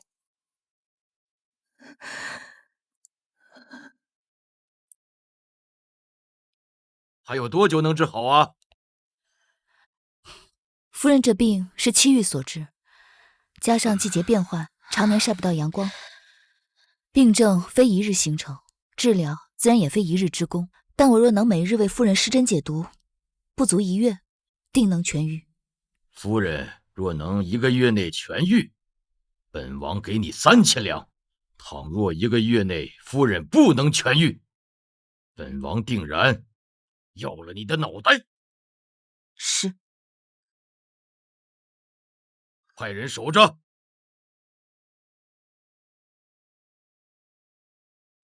姑姑，你看，陈王府的布局我已经查探的差不多了，凭着我那500精锐，一定能救您出去的。救出你姐姐雪瑶了吗？我打算兵分2路行动，安牢那边也有部署，到时候啊，我先将您救出去，送您出凉州。一定要先救出雪瑶，不然我无法安心离开。姑姑，您和长姐一样重要，先救谁都是一样的，看哪边方便行事，便先救哪边。这些年陈王控制雪瑶，就是为了控制我。但凡我离开陈王府一步，陈王就会立刻下令杀了雪瑶，因此必须先救出雪瑶，不然她会没命。难怪陈王会抓走长姐，竟然是为了胁迫姑姑。既如此，为了长姐的安危，不能先救姑姑了。放心，再等一些时日，我们一定救您和长姐离开。我相信你，宁儿，你记住，我的丈夫，你的姑父，他叫宋清明，他是个英雄。宋清明竟然是我的姑父吗？那长宁郡主？陈王为了稳定军心，拉拢南部军，捏造出长宁郡主的存在。事实上，他和我，和你姑父都没有任何关系。那孩子也是个可怜人。竟然是这样，陈王之人果然狡诈卑鄙。宁儿，以后有机会，你替姑姑给你姑父上炷香，好吗？好。定是上苍垂怜了我的祈求，才会把你送到我身边。哪怕只有短短1个月，姑姑也知足了。姑姑，等我救你出去，我们一家人会一直在一起的。一定会的。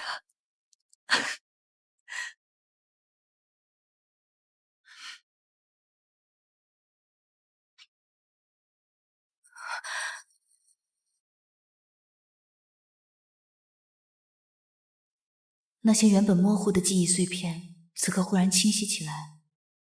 梦中那个让我害怕的影子，终于有了实形，正是陈王。两边同一天动手，闹得越大越好。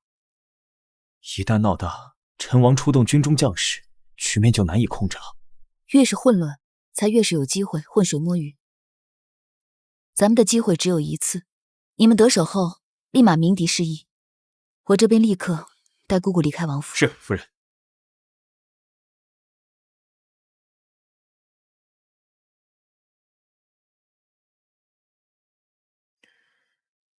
现在证据确凿，但我人微言轻，所以才需要使臣您的帮忙。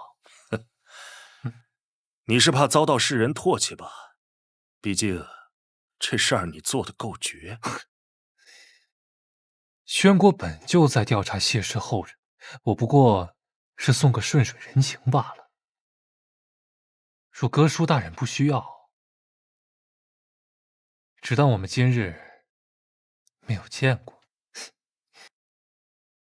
顾公子，我们的确有共同的敌人，不如坐下来好好聊聊。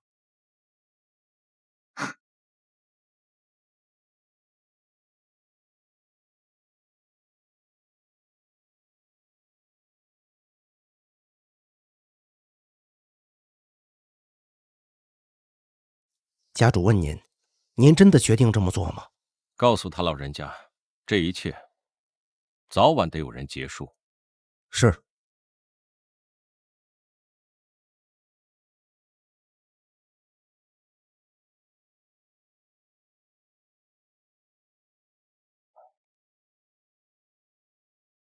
曾几何时，昭宁还在我身边，我可以随时将人拥入怀中。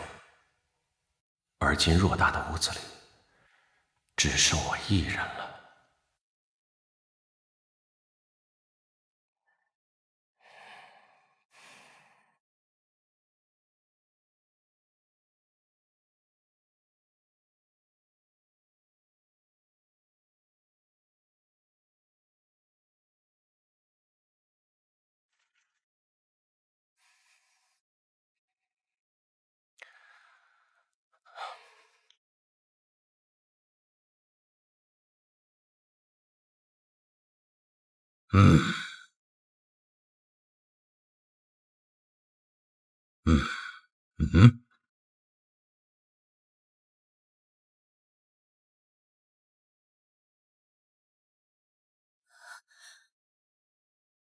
姑姑，别进来！陈王这个畜生，姑姑的身子还没有养好，他就这般急不可耐。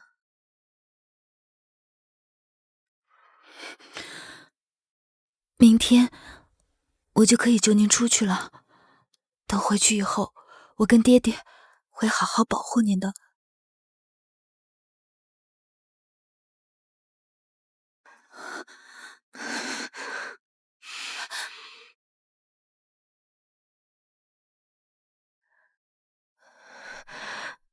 宁儿，今日陪姑姑躺会儿，可好？好。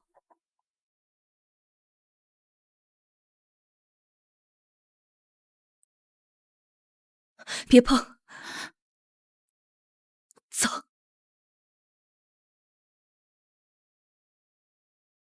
小时候，你睡觉很不乖，总是吵闹，除了我，谁都没法哄你入睡。现在你不需要我哄你了，你长大了，也不需要我再保护你了。宁儿，能再见到你，我真的感恩上苍。不管以前发生过什么，我都不怨了，也不恨了。你也不要再怨恨，怨恨只会吞噬你自己，变得不幸。云不飘，夜空静悄悄，月与星眨眼睛，娘亲陪儿到天明。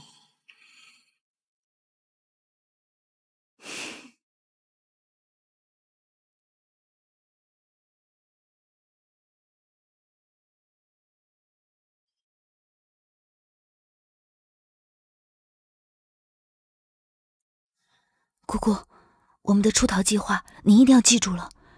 等过了明日，您就自由了。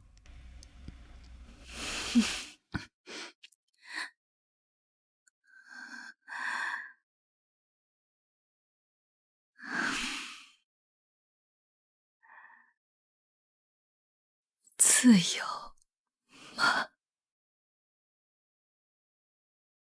五夫人有令，今日不需要莫大夫施针。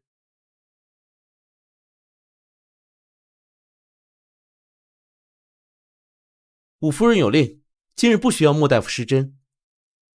姑姑不会不想见我，何况是今天这样重要的日子，是不是陈王对姑姑做了什么？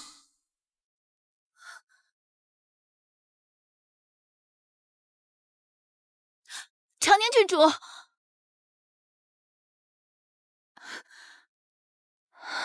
长宁郡主，今日是最后一次施针了，还请您帮我见一下五夫人。莫大夫，您先别着急。母亲像是在和父王闹脾气，连我都不愿见。以往也会有这种情况，等母亲气消了，自然就没事了。不可能是闹脾气，姑姑知道今天是什么日子，除非姑姑被困住。难道是陈王发现了我们的营救计划？郡主，只差最后一针了，而且我今日就要离开凉州，我可以在昭禄院外站着等武夫人气消了，我再进去，可以吗？为了医好母亲的病，我可以破例带你进去，不过你不能打扰到她，需等她愿意见你。好。莫大夫，你怎么走到前头了？这可是对君主不敬啊！快！我受不了！最前面，这是怎么了？水，快打水了！这边，君主，你慢快点，快走！水了，这会好大！快救火！大家快呀！快，赶紧的！快，快水，给我！不够，小心些，别把水洒了。凉州干涸，这水可是十分珍贵的。哎呦，这火这么大，也不知道我妹妹出来了没有。她要不是傻子，当然能跑出来。就是可惜了这院子，这可是王府最好。够了！我娘在里面生死未卜，你们都走开啊！别等着下人救火。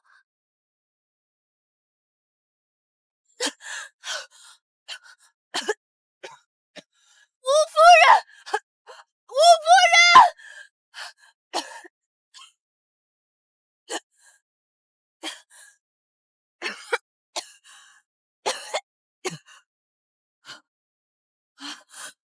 走开！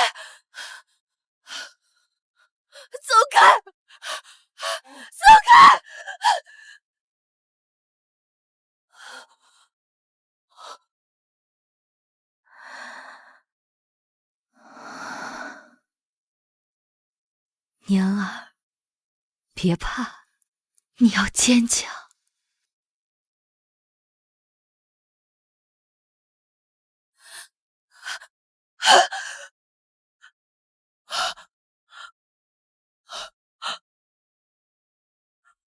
我要去救他。我想起来了，他是我最重要的亲人，他是我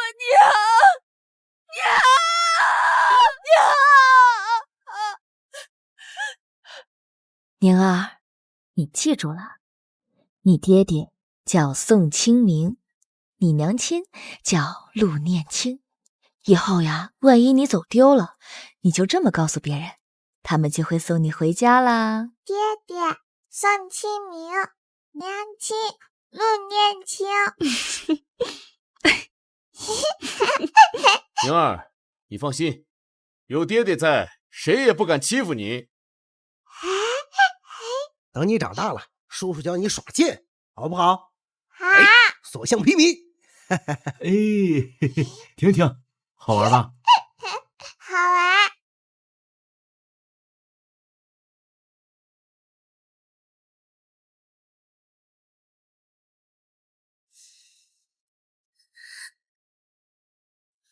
光条之窗人影雪，他可是我哥哥，我怎么可以再想起来呢？我怎么可以忘记你呢？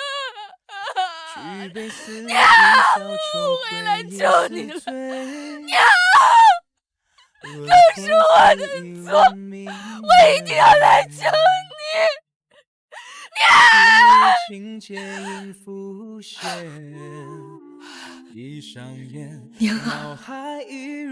活下去。宁儿，活下去！夫人，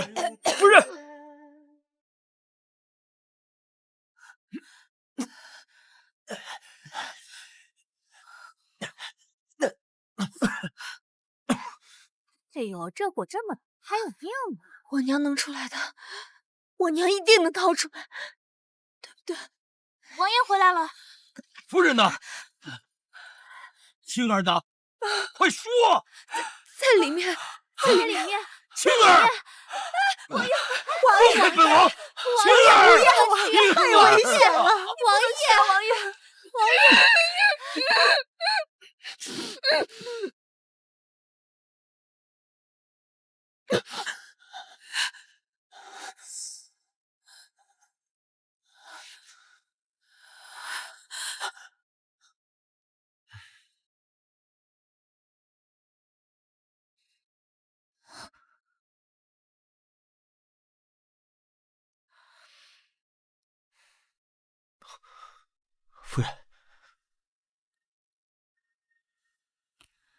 有饭吗？我饿了。有。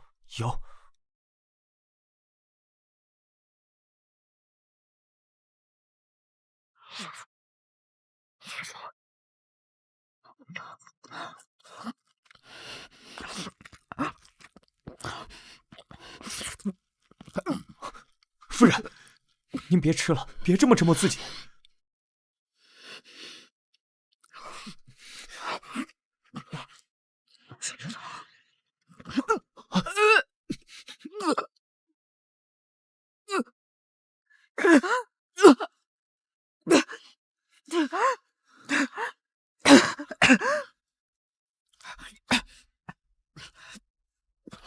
有饭吗？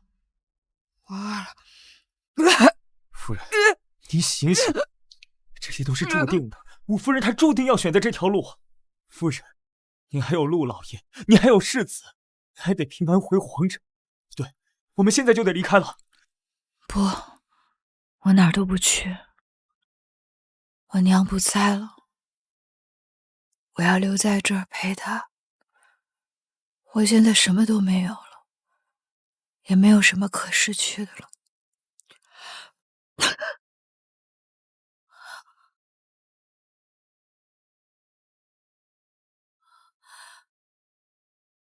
张姐，大小姐，夫人她只是太伤心了。你清醒了吧？你是想拉着所有人一起去死吗？好，要死，我可以陪你死。可你带来的这些人，他们是无辜的。你至少下令让他们离开凉州，可他们会听吗？他们能抛下你这个主子不管吗？张姐，真的是。你回答我，你是想你带的这些人一起死在凉州吗？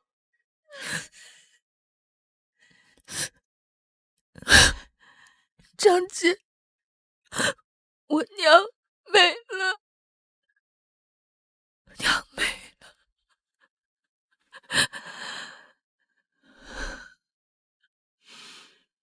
准备马车，我们这就离开凉州，要快。是。以我对陈王的了解，他很快就会反应过来，姑母的死与阿劳劫狱事件有关。你都想起来了？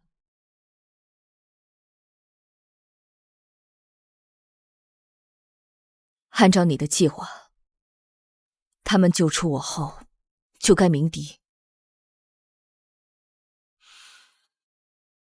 是我没有让他们鸣笛，因为我猜到姑母会在得知我安全后，马上了结自己。他为什么要这么做？你到现在还不能够理解姑母做出的选择吗？也是，从小被我们保护着的你，又怎能了解姑母的痛苦？为什么？我娘她为什么不活？明明我可以救她出去的，明明今天救出她以后，我就可以永远的和她在一起。为什么她要在今天了结自己？为什么？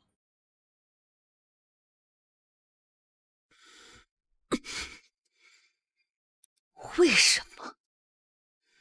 被困陈王府10几年，身上被烙上仇人的烙印，你觉得他还有勇气再活下去吗？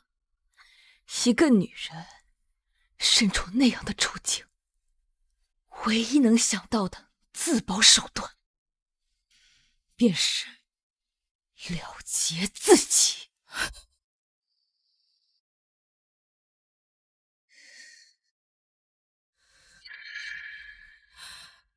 可他一直还活着呀，他是在等着我去救他。那是因为我，姑母一直想自己但是陈王抓到了我。当年我查大哥的案子，刚到皇城，恰好撞见了死而复生的姑母。我跟踪他，想与他相认，但是陈王注意到了我，将我带去了凉州，还串通官府，让父亲相信我已死的事实。这便说得通了，我们都以为张杰死了。到了凉州后，陈王用我的性命威胁姑母，只要姑母一死，就要我下去陪葬。所以这8年，姑母她不敢死。你母亲一直是个了不起的女人，可这世界从来都容不下一个了不起的女人。你应该记得，害死你爹的人是陈王，但你不知道的是，你爹被陈王害死，为的是夺人妻子。他想要霸占你娘，为了一个女人杀死那么多人，你娘能不罪孽深重吗？红颜祸水，大抵如此。我娘才不罪孽深重，也不是红颜祸水。这一切应该怪那个色欲熏心的陈王。可是旁人呢？旁人会同情他吗？别人只会说是他勾引了陈王。所以你觉得今日过后便是阳光普照，但对于你娘来说，她面临的是更大的风雨。她定是不希望自己一个名声无悔的母亲毁了你日后的安宁。而你现在该做的，遵从她的心愿，好好活下去，别让她在九泉之下不得安宁。如若你还不知清醒，还想回去埋葬什么尸骨，你不仅对不起你娘的牺牲，更对不起我这8年来所受的苦。当年我被抓以后，我也可以选择去死，是我和陈王谈好了条件，是我自愿留在暗牢中。条件是他不准碰你，不准碰陆家，他还要为大哥安排好后路，不至于让大哥冤枉致死。难怪当年赵元宇没有追查到江州陆家，竟是长姐用自己换来的。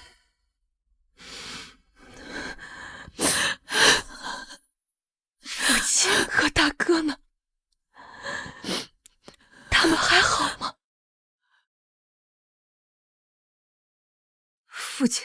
父亲是活着的，这我是清楚的。大哥呢？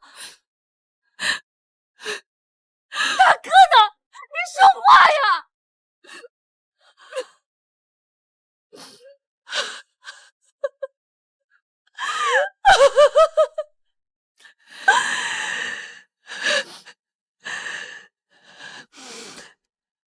我就知道，果然是我猜的这样。不过，死了也好，死了就解脱了。大哥，还有姑母，他们活着都太痛苦，简直是生不如死。死了，反倒是一种解脱。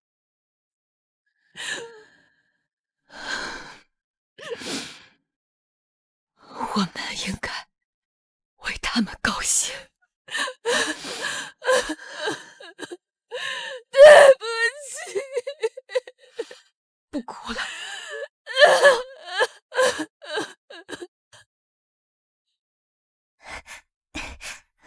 小姐，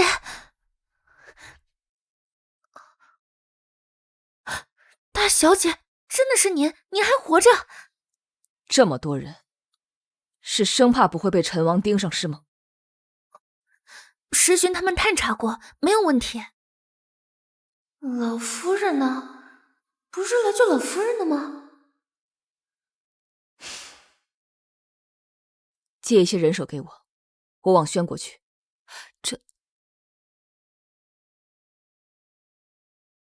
你是觉得救了人还能全身而退吗？姑母一死，陈王一怒之下必然会调查此事。我和你一同回皇城，很蠢。你去凉州后一直易容行事，陈王至今未曾发现你。你只管若无其事返回皇城。至于我会佯装成被宣国人所救，前往宣国。只有这样，外人便会以为姑母是因为我被掳走才会自尽。陈王的注意力会尽数落在劫走我的人身上，唯有这样，父亲与陆家才能够平安。可是对你来说，这太危险了。放心，我可没有那么傻。再说了，不是还有向你借来的人手吗？他们会护着我的。长青，你多带些人手，务必保护好长姐的安全。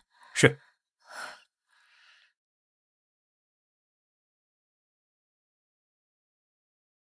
即便我没有那么喜欢你，觉得是你的到来打扰了陆家的平静，却也不得不承认，你是我的亲人。希望你能忘却过往的阴霾，好好活下去。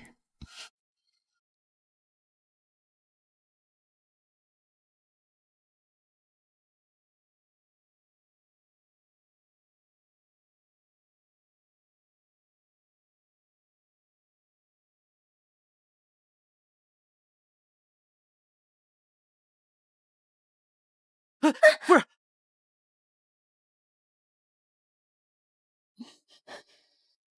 夫人怎么样了？醒了吗？大夫说小姐没有大碍，但是直到现在都没醒。你问过那些人了吗？小姐在凉州到底发生了什么？夫人的母亲死于自焚。什么？怎么会这样呢？是营救出了什么岔子？我原本想告诉夫人世子的事，但现在夫人才痛失至亲，再受不住别的打击了，还是再过几日等夫人平复下来吧。好好照顾夫人。不用你说，我也知道。梁皇，我们皇上愿意签订盟书，10年内不再对大梁出兵。不过，有一个条件。什么条件？我们要贵国的故乡。什么？他说什么？这是何道理？太猖狂了，简直岂有此理！到底要忍到几时啊？宣国这是何意？就是，简直太过分了。兄长，你的好日子到头了。今日你将从高位坠入地狱，这都是你自找的。皇上，此事万万不可！皇上，交出一国之相以求盟约，这是耻辱啊！皇上，盟约就是幌子，宣国就是想要除掉丞相，不可信他们。哼，梁皇，我们皇上可是师出有名，之所以让我带回故乡，是因为他是宣国逃犯之后，罪孽深重。胡说！什么逃犯之后？简直信口雌黄！梁皇，外臣有人证，可以证明顾恒并非顾氏血脉，而是宣国谢氏血脉。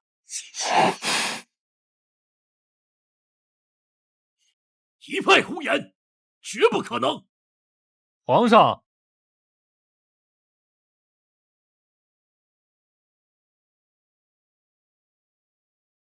皇上，此事千真万确，臣可以作证。这孽子又想干什么？之前伙同赵月玉诬陷恒儿，今日又帮着宣国使臣说话，不想活了吗？顾长渊，把你知道的都说出来。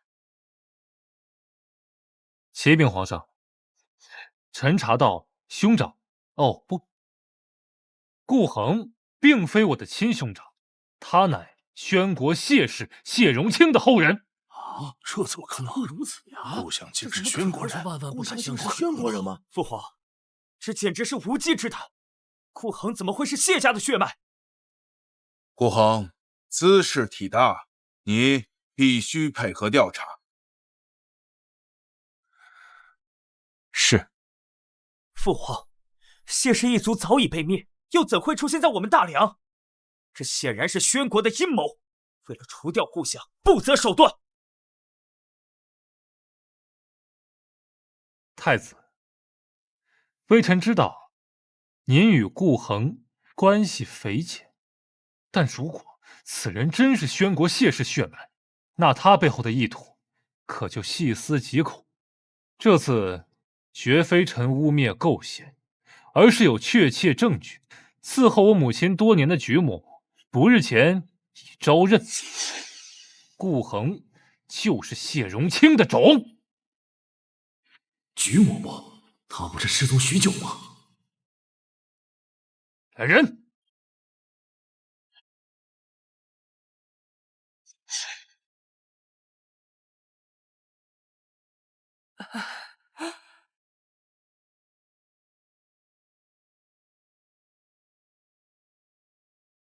皇上，请您过目。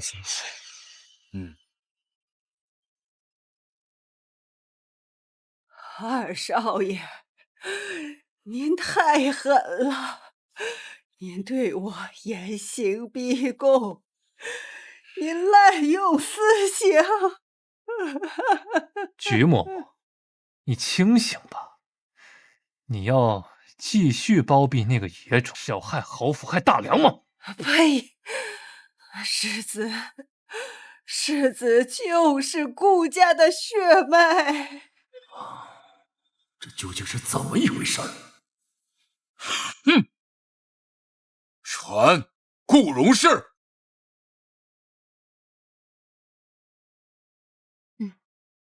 夫人，您可快些吧，那皇上可等着您呢。哎呀！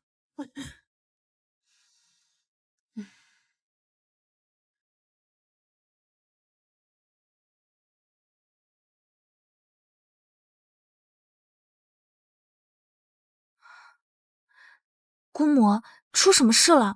怎么突然要您入宫？姑母，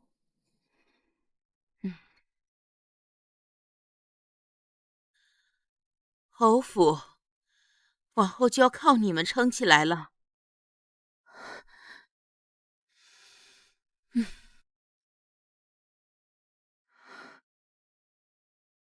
传顾荣氏。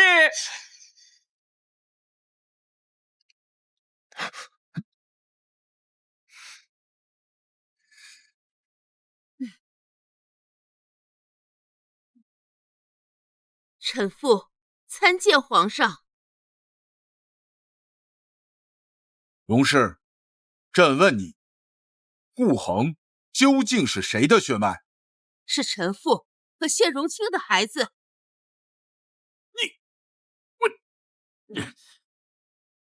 儿子怎么不是我的孩子？怎么可能不是？再说了，你和谢荣清怎么能相识？他瘦死的骆驼比马大，怎么能看上你呀？荣氏，诬陷丞相可是重罪。我知道，我的大儿子是我和谢荣清所生。你竟敢做出这种丑事！你竟敢！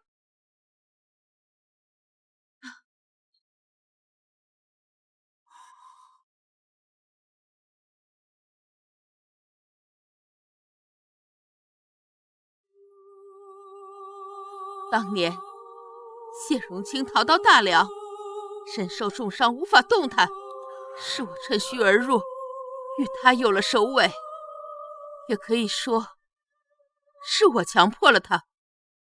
顾恒就是那个时候有的。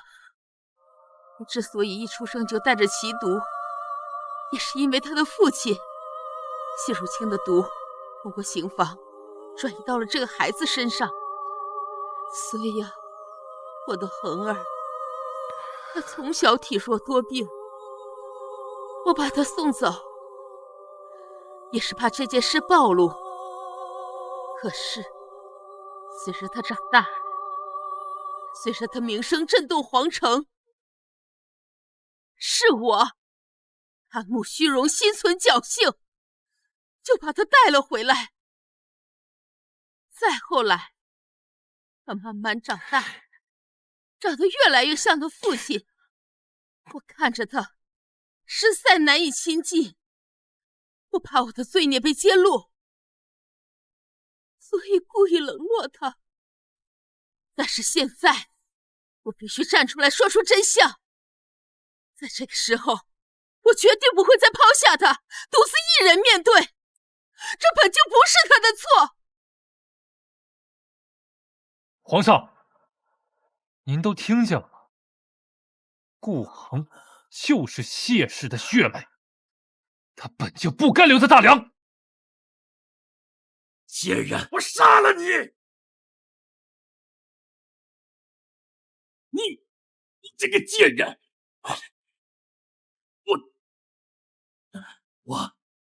我现在就休了你这个不知廉耻的奸妇！顾恒，你跟你亲爹把我们害惨了，就不该留在大梁，滚回你的全国吧，再也别回来了。梁皇，谢氏一族多年前意图谋反，按律当诛9族。谢荣清已经被我们处决，现在发现他还有余孽，自然要带回宣国处置。用这谢氏余孽换取我大梁10年安宁，确实值得。是啊，谁能保证这谢氏后人不会对我大梁有所图呢？又万一利用我们攻打宣国，这就是无妄之灾呀！可不是，连太子都是他的人。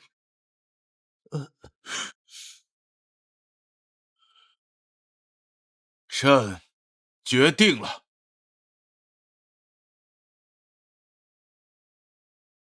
顾恒，你身败名裂了。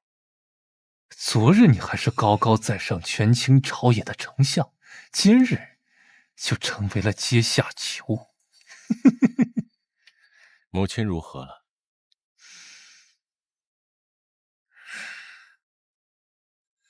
他已经被休起，送回荣家了。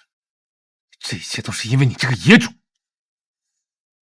若是你早早的离开，事情就不会变成这样。是你的自私害了母亲。你还是一如既往的会推卸责任。是啊，我终于不用再忍你了。没想到吧，连皇上都把你抛弃了，他用你换了一纸盟书。看在我们还是同母兄弟的份上，我一定会好好照顾嫂嫂。你还不了解陆兆宁这个人，他是一心想往上爬的。如今你已不再是世子，没了皇上的青睐，还沦为了阶下囚，他定是巴不得离开你。怎么，就如此笃定我一定回不来吗？程远，为兄最后再给你一次忠告，凡事留一线，否则学的是你自己的路。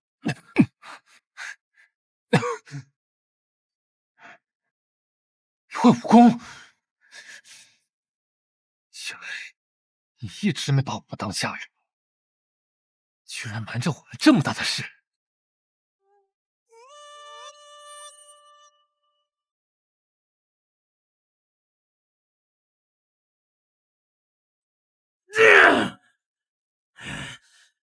今日我将老脸算丢尽了！荣氏这个贱人，竟然当着满朝文武的面，让我颜面扫地！我竟然给别人养了20多年的儿子！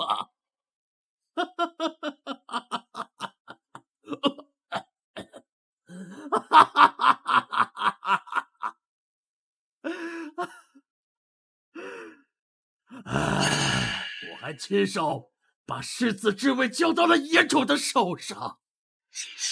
最可恨的是，荣氏知道，菊嬷嬷知道，就连长月那个孽子也知道，合着满府上下就我这一家之主被蒙在鼓里，最后一个知道。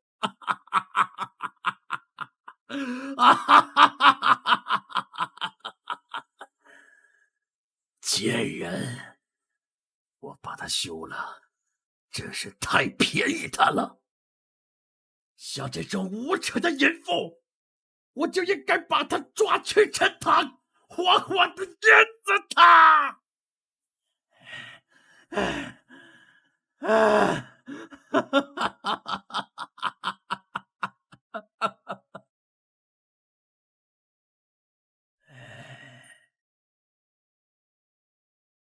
你怎么这么傻？人家还没怎么问，你自己就认了。就算认了，你也不能承认恒儿是你生的。你与他撇清关系，说他是被谢家调包的，你便是无辜的。恒儿自己也同意了，你怎么？正是因为恒儿也同意了，我才不能这么做。这么多年了，我几乎没有为他做过什么，我不能把一切都推给他，假装无事发生。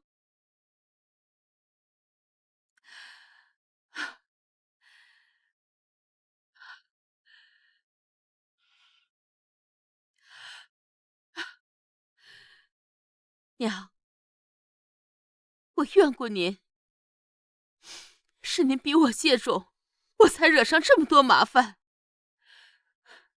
但是现在我悔悟了，是女儿无用，才会让您一直操劳。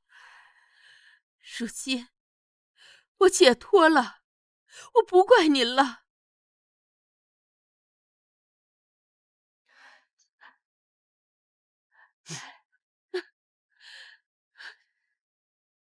你确实没用，既然要捅出来，为何不全部都说出来？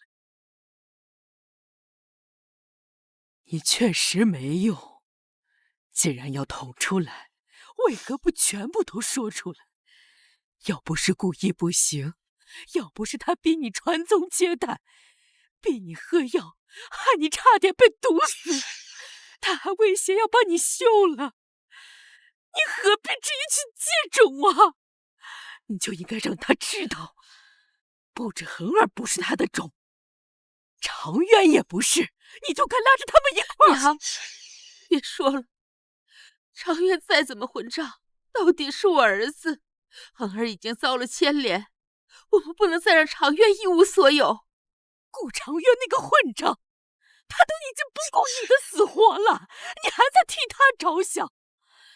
难怪你这么不成器，会被他们欺负。娘，都过去了，女儿不孝，您多保重。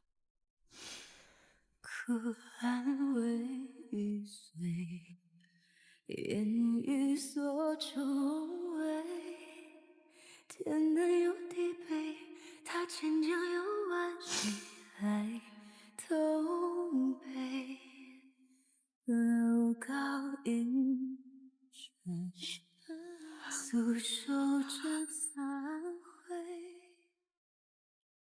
打开囚车，迎顾下上去。什么人？赶紧拦住！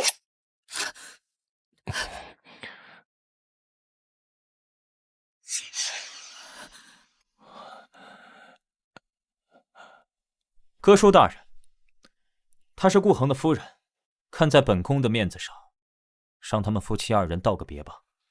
既然太子殿下开口了，那外臣当然要给您这个面子。退下。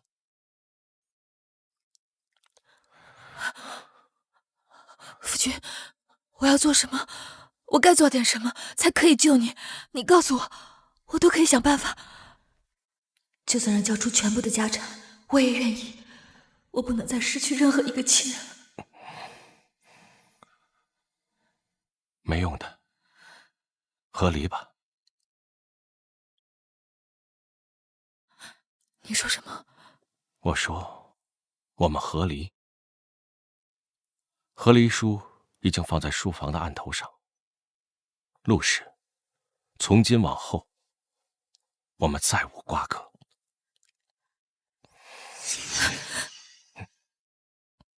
我知你都是有苦衷的，只是别放弃我，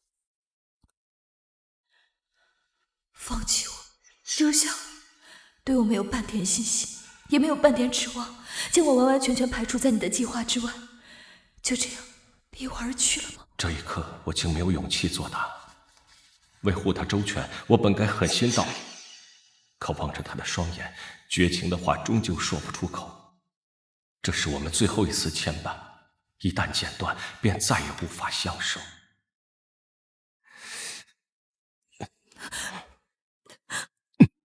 人间苍云万丈，雕工藏下了泪光。爱是唇齿间的谎，为你。无论你是姓谢还是姓顾，等待着，你都是我的丈夫。两个人地久天也走。等待着，等到了这一程山羊路漫漫，无垠尘。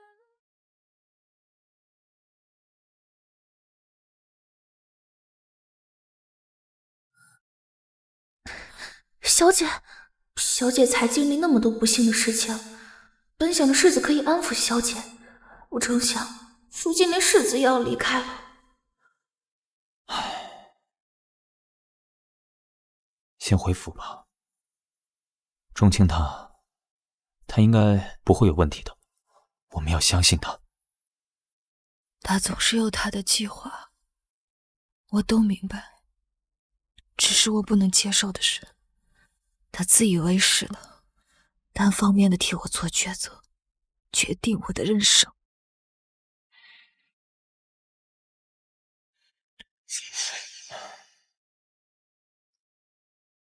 送顾夫人回府。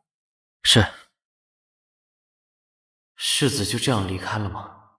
真的还能回来吗？